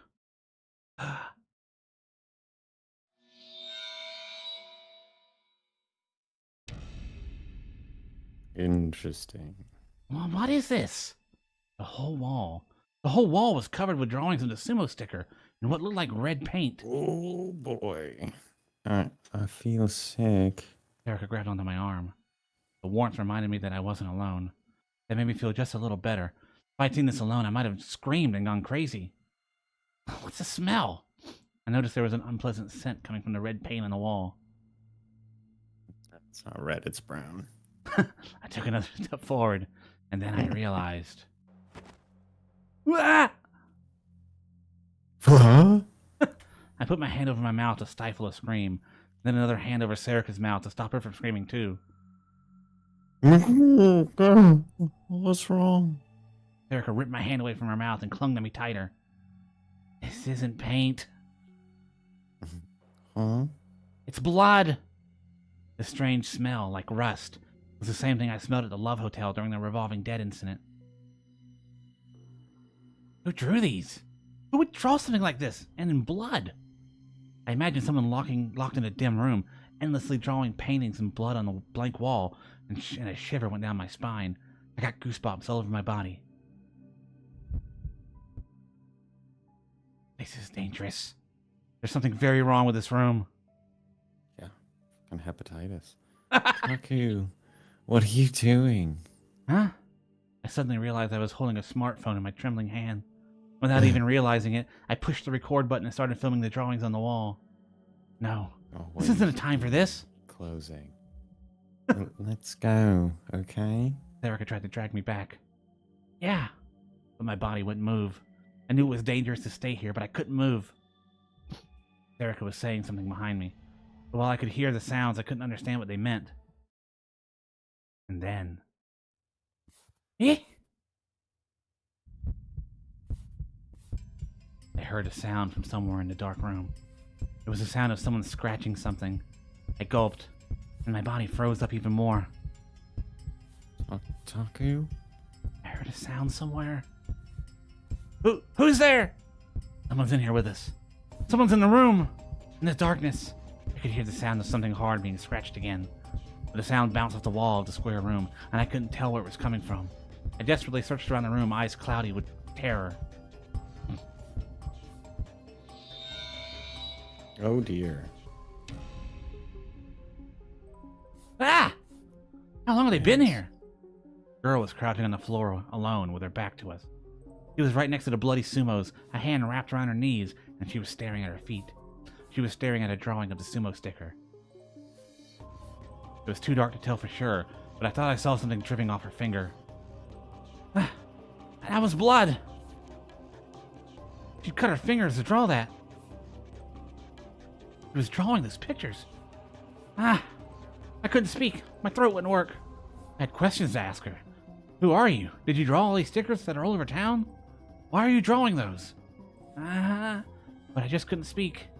The strange sight before me filled me with an indescribable terror. I was overcome by the idea that if I talked to her now, and she turned around, she would transform into something else and attack me.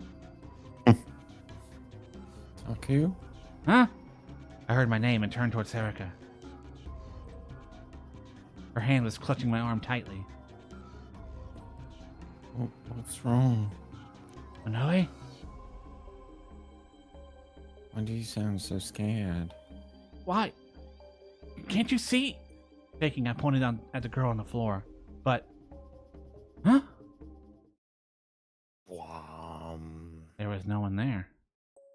I was standing in the middle of a hospital room, shaking, and staring at the drawings of the sumo sticker design on the wall. My hand had numbly lowered, and my smartphone was recording only my crotch. Are you okay? Erica looked at me worried. What happened to the girl? Girl, what are you talking about? She was just there, right? But there was no one in the direction I was pointing. Just eerie pictures in an empty room. No, don't scare me like that. And that was just a delusion? Or maybe who had ever drawn the bloody pictures on the wall was already dead, but some trace of their spirit was bound in those paintings and trapped in the room? No, that was way too paranormal for me. That's impossible. But I couldn't get the image of the crouching girl I thought I'd seen out of my mind. Onoe, let's go. This probably isn't a good idea, or a good place. Or an idea. Yeah. I took Serica's hand and slowly started to walk backward. Felt like if I made a sound, all those eyes with the sumos drawn on the wall would open and stare at me.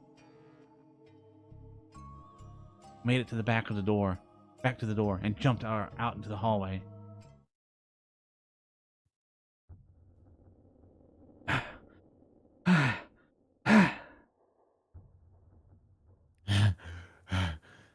That was scary. Come on, you can do that later. Call the doctor too! Something might have happened! I could hear frantic voices down the hallway. Oh no. The hospital staff must have heard my scream. They probably thought something had happened to a patient. They were gonna find us. Huh? Just hear the sound from the emergency exit? Taku, here. It's open. Erica grabbed the door handle, shouting at me in a hushed voice. Huh? Hurry. Yeah.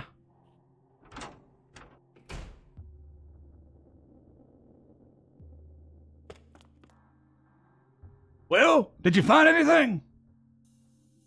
Everything's normal. What do you think happened?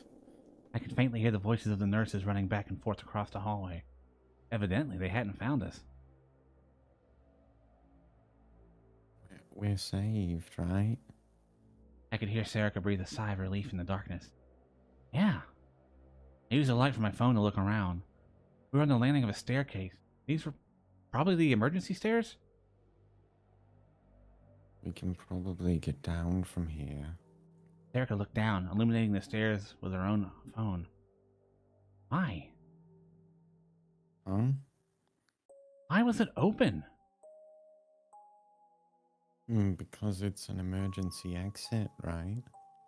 But this is a sealed ward, right? They were keeping the automatic door locked. There was no way they wouldn't lock the emergency exit.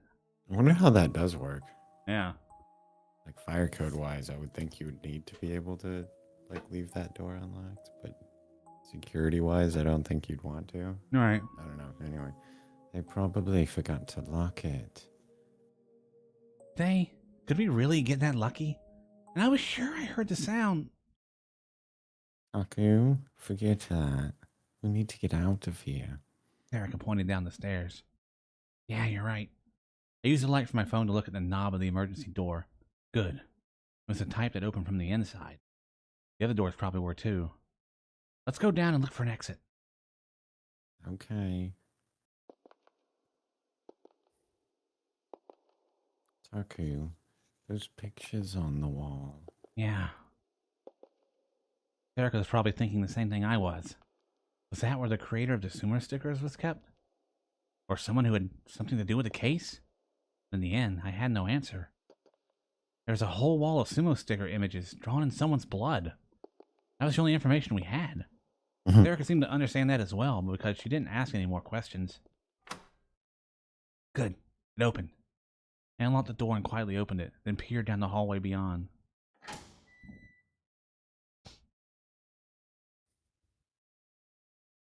Huh?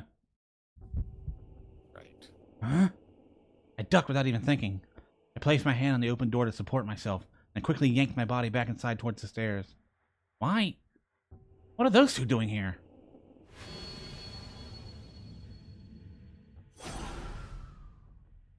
There was no mistaking it. Those were the two that Ito had noticed in the clubroom this morning.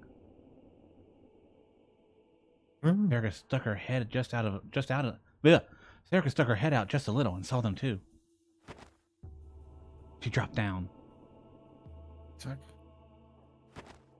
I put my hand over her mouth before she could finish. I know, so don't make any noise. Why are they here? Is there some connection between them and the sumo stickers after all? I could hear footsteps. Theirs. I couldn't move. They'd hear me. I froze and concentrated on what I was hearing. Good. They were heading further away. Fucking Kurusu! Shit! Oh.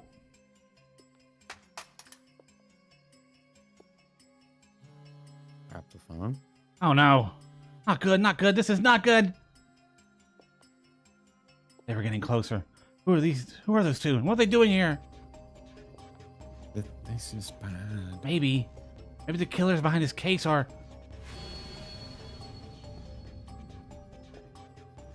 Something really bad could happen to you.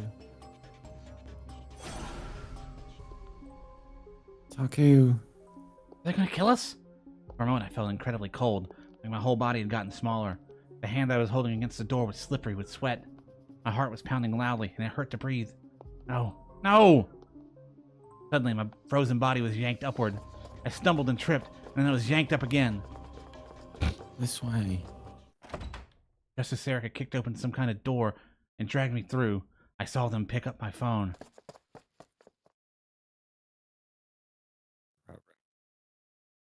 Okay, now, I think. Let's rest a little. collapsed right onto the ground. I tried to catch my breath, but it wasn't working. My legs were shaking from exhaustion. My hands were shaking from the still lingering terror. Okay. They aren't following us, I think. It was all I could do to muster a feeble nod. I had no idea why, but my hands shaking made me really mad. I slammed them into the asphalt. Damn it! How?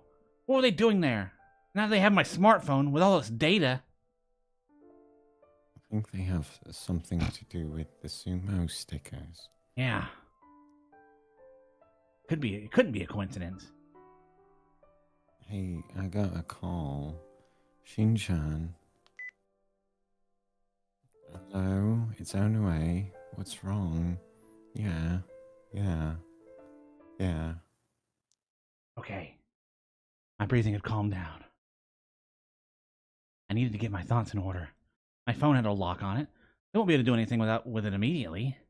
Clear that the sumo stickers are involved somehow. Not to mention, that wall filled with sumo stickers was nothing, where nothing's happened yet bothers me. Come to think of it, Karusu said she was going to take down the security camera. What happened with that? Taku. Erica turned around, moving very slowly. What's wrong? What did that expression mean? Erica looked away from me for a moment, and then back, as if afraid of something painful. Bullshit. Non-chan was stabbed.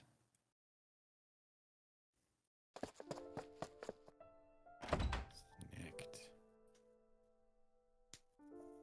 Oh! Big bro! Where's Karusu? Yui pointed toward the exam room in the back with a pained expression on her face. Damn it! This can't be. Why is this happening? Karusu! I believe that's you. Oh, was it? Oh, God. Yeah. No! What? Gensan? Why? No, forget that. Karusu! Where's Karusu? Be quiet. This is a hospital, remember? Ah. She okay? Takaru, What? take off your shoes. Huh? Oh. Sorry. I'd forgotten to take them off when I came in, so I quickly yanked them off my feet.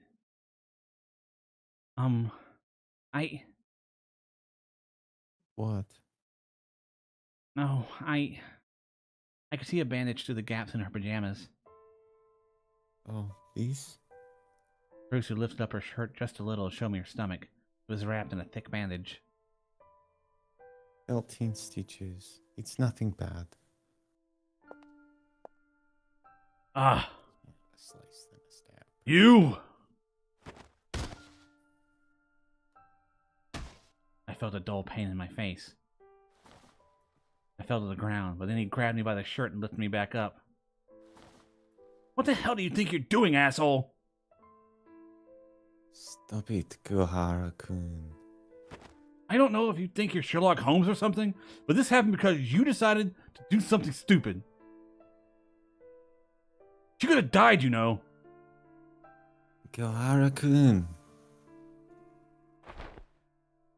He pushed me away violently. My face stung from the punch.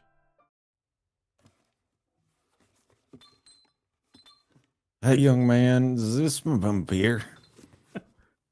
Yes. Supposedly there's a lot of other stuff in it too. Oh, thanks. Jensen, thank you. Kuhara-kun, can you help him carry it to his house? Huh? No, but Please.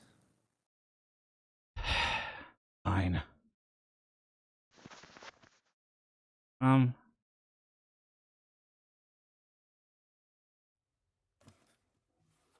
Harahara-kun glared at me for a minute, then picked up the cardboard box and left. Oh, Taku. Vincent, why? well, you know. Take care, Missy. I will. You too, Jensen. Jensen. Jensen. He's always so easygoing, isn't he? Why? I mean, oh, what happened? Are you okay? Bruce's hand slowly stretched down to the wound on her stomach. Jensen happened to be passing by and he saved me. He got the person who stabbed me. The camera you planted? Oh, I guess it was Ito-kun, actually. That's... It doesn't matter. When I was taking down the camera, this strange person started talking to me. They said something about the place of a holy barrier. I didn't understand what they meant. Then they got really close to me all of a sudden. And stabbed her. Whammo. Yeah, sheesh. Wonder where they even sell knives like that. Her voice was far more cheerful than I expected it to be. For some reason, that made everything seem suddenly real. Caruso had really been stabbed. And then what happened? I went, ow, I've been stabbed. I hit them and ran away, of course. Genson happened to be passing by and he caught them. And then we called the 110. Takeru? Is your wound okay? He just glazed the side of my stomach a little. My organs are all fine. I'm okay. Yeah, slicing, not a stabbing. 13 Oh, stitches, that's... Miyashiro-kun. Oh, you're here, huh? Yeah, I did the wrong voice. You're here, huh? Did you? It's been a while. Had the other guy too, didn't you? Yeah, it's all good. Okay. Yeah.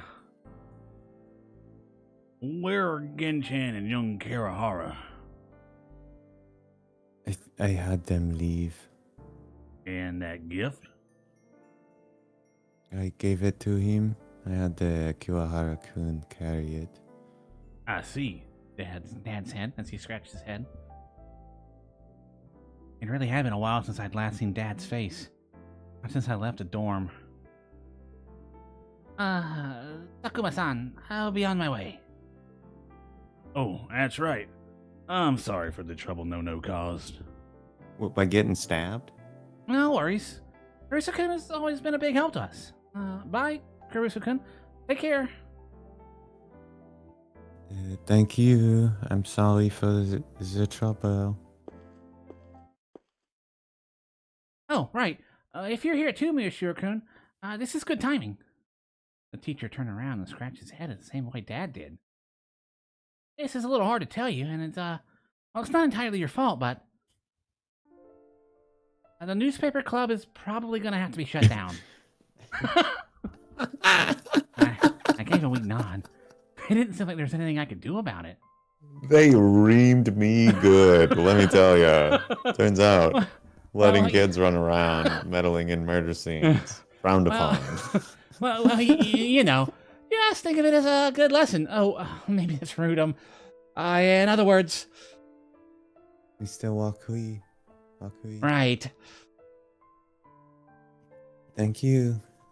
Caruso made a motion to shoo him away. Fuck off. Right. Caruso suddenly sighed. I'm tired. Even the teachers are afraid of you. No, he's always like that, Dad. I'm going to a rest upstairs after all. Are you okay? You can stay here until we open tomorrow. The pain's not as bad now. I'd feel better in my own bed. Oh, what did they give you at the hospital when they brought you in? Oh, good. Okay. Ferropenem and loxaprophen. It took a little more than a typical dose. You can't have any, okay? I'm not stealing your medicine, sheesh. Tell me right away if you get a fever.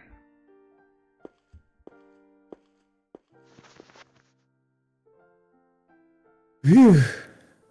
Brucey slowly got up. I noticed she was pushing herself up with her hands to avoid putting pressure on her stomach. Brucey, I'm sorry. I Takaru, stay here tonight. knew her wounds had to hurt, but she was acting completely normal. It just made me feel even more depressed. I said yes, and this voice so small I could barely even hear it. Whew. Fine. Don't stare at me like that. Oh, no. Brucey slowly laid down on her bed. I told her I would help her get up to the 3rd floor, but she said it would just make it harder for her to walk. At least I could bring the blanket all the way up to her shoulders. Thank you, Takaru. This really feels strange, you know. Huh? I'm not used to someone else, to being the one someone else is taking care of. Oh, make sure you put some ice on that. Brucey pointed to my cheek. She must have been talking about where Kawahura-kun hit me. You shouldn't be worrying about other people right now. And it was my fault that this happened. Listen, Takaru, I wanted to make sure you know. Whack. Brucey tried to raise her head up, but her wounds must have hurt her because she grimaced and laid back down. This isn't your fault. I'm the only one responsible. It's my fault I got stabbed. I think probably the person who stabbed you might hold some culpability. But if I hadn't put up that camera... Why does her bear say no in the ears? No, it's her name. God damn it, right. Of course it is. I am a fool. That certainly wasn't a very good idea, but this wasn't something you could have predicted, was it? I mean, that was true. But I kind of figured something was going to happen there. That's why I put the camera up. Yeah, that's a fair point, actually. Oh, you can have the camera back. Did you put it around somewhere? I looked around the room and saw there was a paper bag on the desk. The camera I had Ito set up was inside. There was some damage on the corner. It must have been dropped when she was stabbed. God damn it. What was the guy who stabbed you like? It was too dark to see well, but I think it was a man in his 20s or 30s. Sorry, but can you turn off the lights? It's really bright when I'm lying face up like this. Oh, yeah. Turned off the lights. Brucey sighed to calm herself down. After Genson caught him, he was screaming until the police got there. You fools didn't notice the alarm I sounded on the internet. I am the holy messenger of the victim, so don't touch me. That kind of stuff. Getting a bit more German. I suddenly realized that reminded me of something. It was the same with that stuff about a barrier that Caruso was saying downstairs. Could he be the guy who made that page? Someone from the police is supposed to come and ask me questions tomorrow. I think I'll learn the details then. It felt like her voice was shaking a little. Caruso? It's nothing. I'm fine. It was too dark to see clearly, but I could tell that she had her hand on her face. I finally realized that she was holding back tears. Bored myself. Of course she is, damn it. She got stabbed in the stomach. Of course she's scared. Neither of us said anything for a while. I couldn't bring myself to say another word. Nothing I said would be right, and it felt like it would hurt her. Couldn't see her face. I didn't know if she was crying, but even if she wasn't crying, she might as well have been. Takaru. I don't know how long I was silent for. My eyes had finally gotten used to the dark by the time she whispered. You two said he got a love letter from Colonel-san. Do you remember her? I didn't. I tried to remember, but maybe she wasn't expecting an answer. They've been in the same class since 5th grade. You two was out sequence and she brought him Did she wears glasses? Yeah, one of the boys in the middle school made fun of him for it, and then Yui said, And then she started to go on in a quiet voice. She told me that Dad had been busy lately. That he was being obnoxious as ever. That she ordered him to stop drinking for a week today. That Yui was still afraid of men, but that she made friends with a boy in her class. That Yuto wasn't getting any taller. He said it didn't bother him, but it obviously did. That the air conditioner in the living room wasn't working well, and she and Yui had cut Dad's allowance to buy a new one. That the two of them were saving up their own allowances too. That the old woman who was a regular at Aoba Clinic, the one who taught Karusu how to sew, wasn't doing so well lately. That she mixed up a clothes hanger with a clothespin, and one of the patients had laughed at her. I listened to her for a long time, only speaking occasionally. Her voice gradually grew softer, and eventually I realized that she was talking in her sleep. And I realized something. And that's it. Karusu was telling me everything that happened here in the 6 months I'd been gone. What had happened at home. What Dad, Yui, and Yuto had been up to. She'd been saying all this because she wanted me to know. and then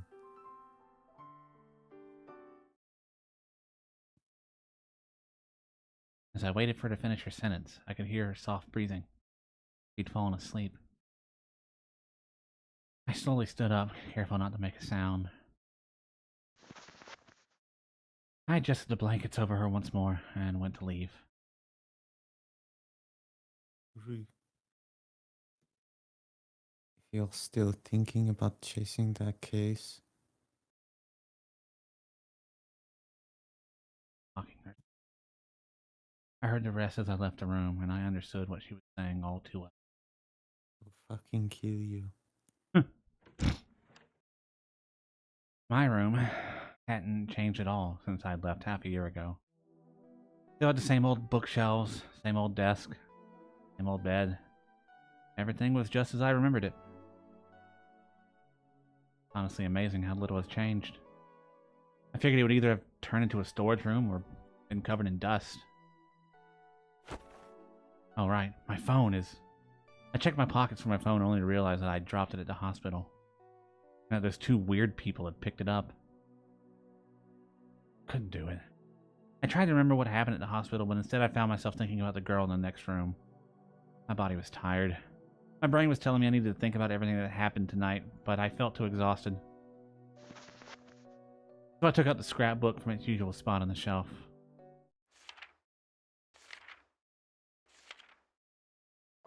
Same articles. Same incident from the past.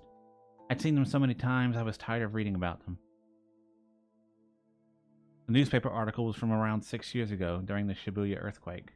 The title was Robbery at a Refugee Shelter. My parents' names were in the article. Miyashiro Sanyo, Miyashiro Eriko. The article said that two of them had been killed by an unknown assailant. When I found out about this several months ago, I'd left the dorm and went to live in Miyashita Park. I'd been told about my parents' death when I'd woken up from my coma, about a year after the earthquake. But Dad and Karusu had told me that they died because of the earthquake. I closed the scrapbook and put it back on the shelf. The fact that my parents were murdered instead of simply dying in the earthquake was a shock to me. But I think it was a lot less of a shock than Dad and Karusu expected. I experienced the earthquake personally. I'd seen for myself how awful the looting and robbery was. And my parents had neglected me and spent all their time at work. The 5.5 years that had passed since their murder crushed any desire I had to find a killer and take revenge. No, maybe I never would have wanted to take revenge in the first place. My curiosity just made me want to find them. The thing that really hurt me was... it was a shock to me that Dad and Karusu were keeping it secret. There were 2 rules at Aoba Dorm. After dinner, everyone would gather around the table to talk. And no one was allowed to keep secrets. Just before I'd left, we'd had a huge fight. During the fight, Karusu had told me that she didn't want to make things any worse after I'd woken up from my coma. But at the same time, that sounded like nothing but an excuse. I thought we weren't supposed to keep secrets, Karusu. I called her by her last name. By the time I calmed down enough to think about how she must have felt, I'd already moved into Miyashita Park. Suddenly, there was a knock at the door. Yes? It's me. Can I come in? It was Yui's voice. I told her she could come in, and the door opened slowly. What is it? Nothing. You wouldn't have knocked if it was nothing. The two of them were together, like usual. Yuto looked like he was so tired he could barely stand. The only reason she brought him was probably because if he woke up in the dark alone, he'd be scared. This was another sight that brought back a lot of memories.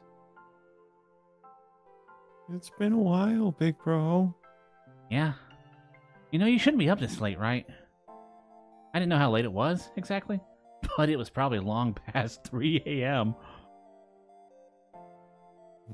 It's only for a little, so who cares? Anyways, big sis gonna be okay? Yeah. He's asleep now. I see. Thank goodness. Yui looked truly relieved. Sheesh. You know, she does it every day, but she shouldn't have been going to visit the memorial at that hour. Huh? You tell her too, okay?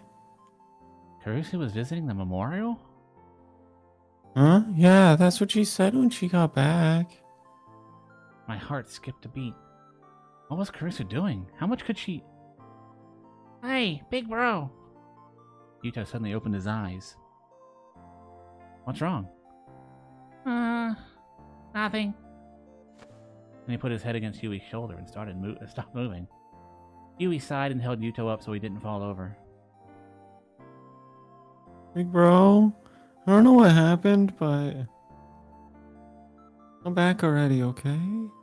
Got a lot of bathroom cleaning to do. Oh, and shopping too. I froze, unsure of what to say. Yui gave up on holding him steady and put him on her back. Room's nice and clean, isn't it? Big sis cleans it all the time. Anyway, good night. Yeah. I slid my head across the desk. There wasn't a single speck of dust. The second I saw this, I felt a sharp pain deep in my nose. And my vision blurred. I sat down, unable to stand. I felt the familiar sensation of the chair and stared at the wall I'd seen a million times before.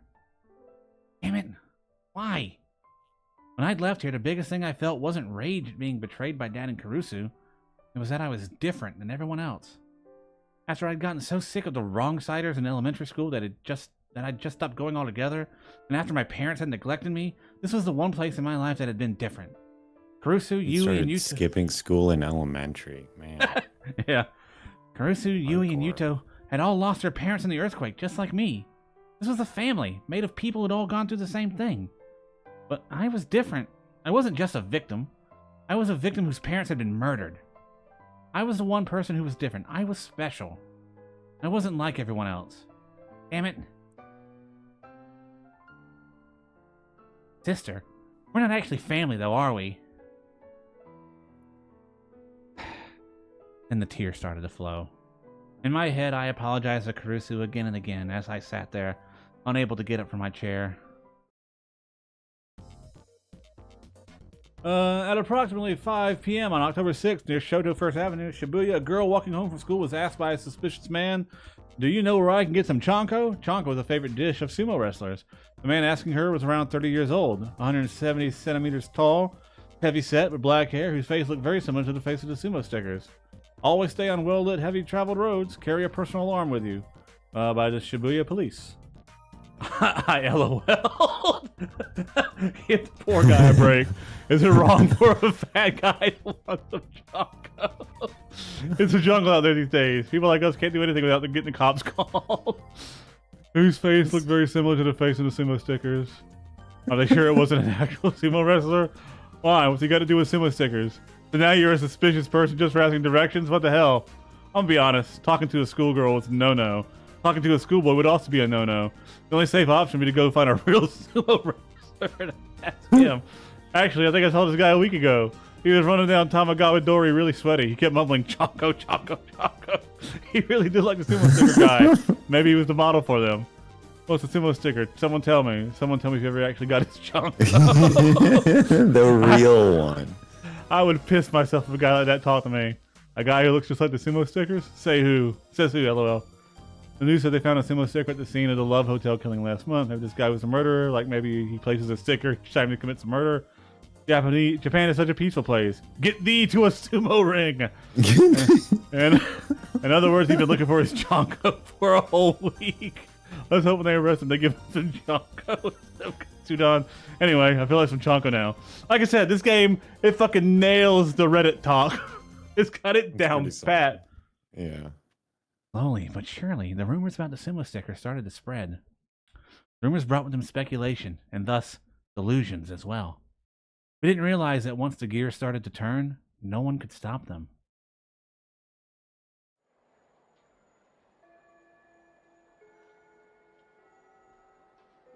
2 p.m.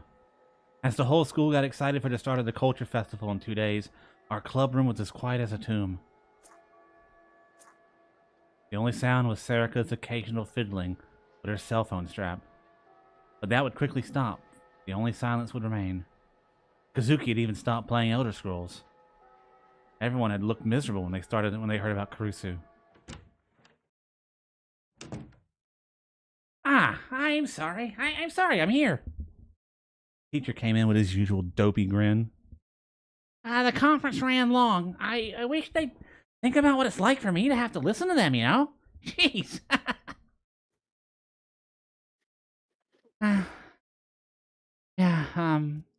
He looked around at us and scratched his head. So, about the newspaper club. Everyone looked at him. That's what we've been waiting to hear what he had to say. You're gonna have to shut down for a while. Like I said. Shut down. I repeated the words in my mind. Has this been decided? Yeah, after what happened, you know. Kurusu hadn't told Yui and Yuto, but before she'd been taken to the hospital, the police had asked her several questions. She had to tell them what she was doing out there. Of course she would. Otherwise, she'd have no reason to explain the camera. And after the incident at the Love Hotel, the teachers probably had it out for us to begin with. Thinking back, it was a miracle we weren't shut down after the Love Hotel case. Yes, it is. But there was one condition, one order, you might say. Not that this makes it any better. How do I put it? No, it doesn't matter. What is it? Well, you see... He looked down at the paper he was holding. Have you heard of a man named Owatabi Tomoyoki? Huh? The internet journalist? That's right, with Niconiya. I'm amazed you knew that, Miyashiro-kun. No. Of course I knew it. He was famous for anyone who used Niconiya. And the club had just been talking about the video he made the other day. A lot of the class knew him from that job in Niconiya, too. He said he wants to speak to the newspaper club at the Culture Festival. Huh? Why? I don't know. He said he's going to come and do a story on it, I guess. Anyway, would you look at us now? We're getting pretty famous. I just shut you down. Mm-hmm. Yeah. Almost like there's some correlation between them going into this murder investigation and that. Was it about the Restoration Festival? It was true that our Culture Festival was considered to be part of the run-up to the big Shibuya Restoration Festival. And he says that when he comes, he'll definitely want to talk to the newspaper club. He's supposedly very interested in the newspaper you made. Seriously? Newspaper we made? He was probably talking about the video we made about the sumo sticker.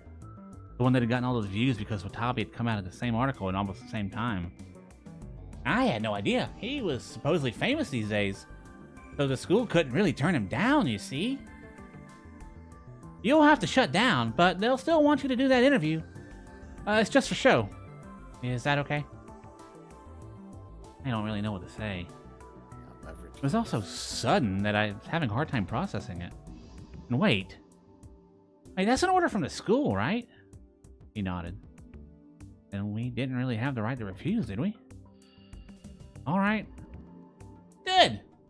You know, they were originally planning on shutting down the club permanently, but I was able to use this to get them to make it temporary. That wasn't funny. The interview will be the first day of the Culture Festival, the day after tomorrow.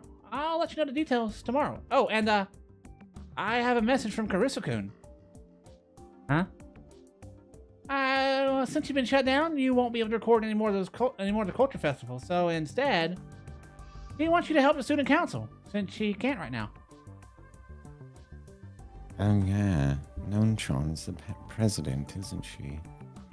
This year's festival is shaping up to be really big. But I need more people, and as student council advisor, I'd really like your help too. Normally, I'd turn down any requests from the student council, but right now it didn't bother me at all. All right. Thanks. I'll buy the student council room later then.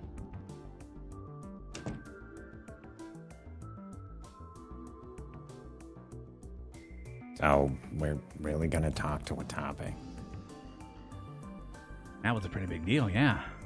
No one had come to interview the newspaper club since its founding. But this wasn't entirely a good thing. The club had been shut down, but we were still having an interview with someone famous. More than anything, I thought about Caruso, who was still at home in bed. Erica stood up from her seat. She walked over to the windowsill and opened the window. Chilly air blew into the room. Oh no, oh. Oh, no, we.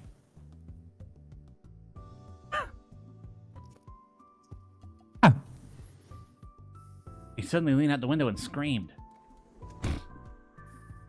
And then she leaned back inside and closed the window. Fucking good shit. Okay, let's get back on track.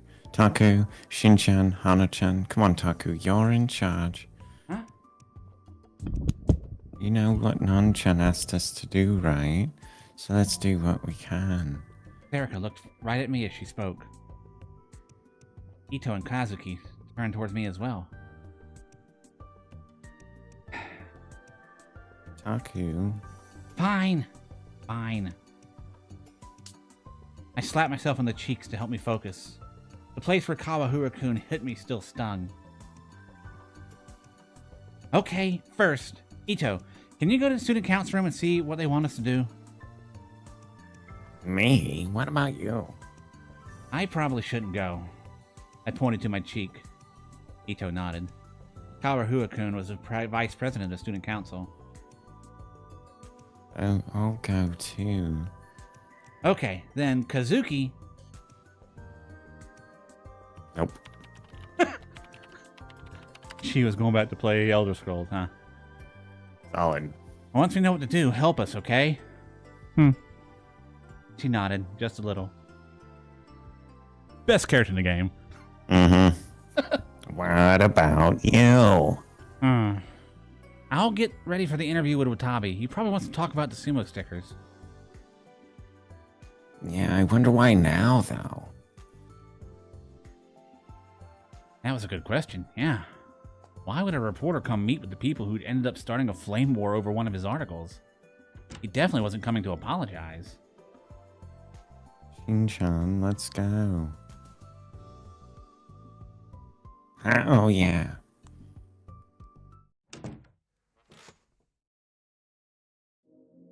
I pulled Watabe's article up on the PC screen. Still going at it, huh? Pace and comments were starting to slow down, but they remained basically negative. There was no way Watabe wouldn't have noticed that. Of course, he wouldn't have noticed our video as well. Hey, Any comment, good or bad, is good comment. Right. Engagement. Engagement. A lot of the comments were posting the link. What is he going to say? Did he want us to ask something about the sumo stickers? Did he want to ask us something about the sumo stickers? No, he wouldn't need to do an interview if that was the case.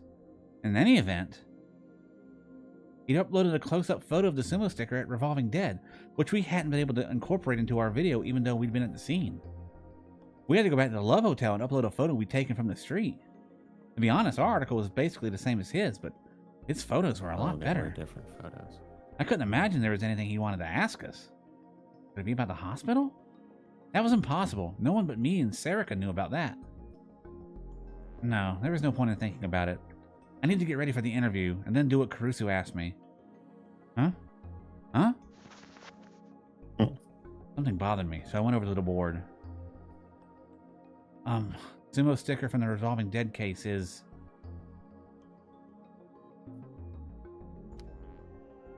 I carefully removed the one that was on the board. They're different. I knew it. Face is different. I went back in front of the map and put the picture back up. The photo we'd taken of the sticker and the sticker that in Watabi's article were different. What was going on with that? Once everyone got back to the club room, I planned to talk with them about it. October 8th, 2015. Thursday. 11:45 p.m. The Shibuya Earthquake Memorial. The town was silent, as if it didn't even know she was there. She was standing before the names of the dead, as unmoving as the stone in front of her. In fact, it was hard to tell that she wasn't dead herself. The wind that blew from the tops of the buildings refused to touch her scraggly hair. The eyes that poked out through her hair were cloudy and lifeless, and her lip was pressed into a frown. She must not have bathed recently, because the smell around her, terrible. Her black clothes melted into the darkness, making the red jacket stand out a little against the gloom. A sound came from her lips. She pressed her jaw together as if trying to crush a piece of meat. Her leg dragged along as she started to walk, her head facing the ground. In that moment, she stood out from the scene around her. The hair pressed against her face made it impossible to read her expression, but the most noticeable thing about her wasn't the stench or the sound of her gritting teeth. It was her anger and her rage. That anger and rage covered everything about her. Her legs came to a stop. She reached out a glove-covered hand and touched a name on the memorial. She dug her fingernails into it. She scratched again and again, as if trying to rub it out. Her nail broke inside the glove, unable to handle the force. But she didn't stop. She ignored the blood dribbling out of her glove, as if she didn't feel any pain. Red continued to stain the memorial stone. The date changed. It was now October 9th. There was only one day left until October 10th, the date of the next New Generation Madness killing. Dun dun. I apologize for the wait. Test images? Spreading rapidly, as expected.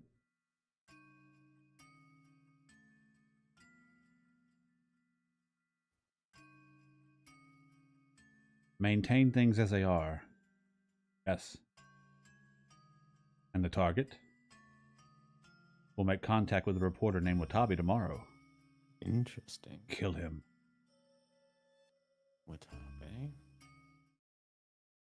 Chapter 3! School Festival! Their side of the festival's tale. October 9th, 2015. Friday. Looks like a good place to stop. I was gonna say, so yeah, I Yeah. guess that we're a little earlier than usual, but it's right at the end of the chapter here. I think that is a good. That is a good place. And it gets us a little time to talk about the event so far. So, any changes in what you're thinking? Any ideas you got brewing? What you thinking? I'm not 100% sure yet. They've like planted some seeds that feel like they're supposed to be important, you know, like, oh well, his parents like were killed, so it's gonna connect to like there are gonna be people who were killed in the madness killings or something, probably, but I'm not sure how that connects. I still very much like the idea that it's Serica. You still think it's Erica? I'm not like I don't think it's supported by the text anywhere or anything necessarily. It's very funny in my head to imagine the character secretly just like I don't know, playing out that side of this. I still don't know where it's all headed, but that's very funny to me in my head. That's interesting. That would be very. Yeah, I have no idea what's actually going on though, and it's really hard to feel like I'm confident because the guy very clearly has sweeping delusions on a regular basis. All And now we right, just yeah. had one that wasn't like an obvious trigger thing, like there was, unless Serica's in on it. And there was a girl there, and she was just like, "I don't know what you're talking about." Right. You know, Yeah, that was you're like a going delusion. crazy, man. Yeah. Like- and then she drops through a fucking trap door or something while he's turned around. Yeah, was the Just girl all in the room lined the up. same one that he saw in the hallway on the floor below? It Maybe. looked like what's her Aramura? name? Aramura. Yeah, that's who I thought it Maybe. was. I got you. But I didn't think about that. Yeah, there was another option there too. So Yeah. it's a lot of questions not answered yet. Yeah, I don't even Well- really know where it's heading yet. So that's Yeah. cool.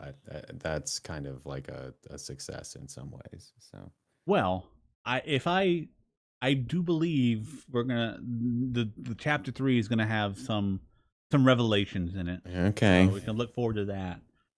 Yeah. But yeah, I'm excited to continue with this. But that will Indeed. happen next time. Because Next time. we're calling a little. You know, we went long earlier in the week. We're gonna call it a little early tonight, so it evens out. And if you Union rags, you know. if you've enjoyed this playthrough of Chaos Child, or if you saw this particular stream and want to see more of it, we stream every Monday, Tuesday, and Thursday. So you know we'll be off for the weekend. We'll be back here next Monday night. If you want to get notified on when we go live, there's a Discord channel you can join. If you're on the Twitch, there's a link for that. I think there's a link on the YouTube as well. Yeah, we also post them on there on a regular basis. So when we go live, it's also there as well. So you know, it's always a link for it when you want it. And in addition to that, we have a Patreon if you want to throw us a buck or two to you know cover the expenses of what we're doing. Don't require it. We appreciate it. Just showing up and watching the streams is enough for us. But yeah, that'll do it for us tonight, and we'll see you back here.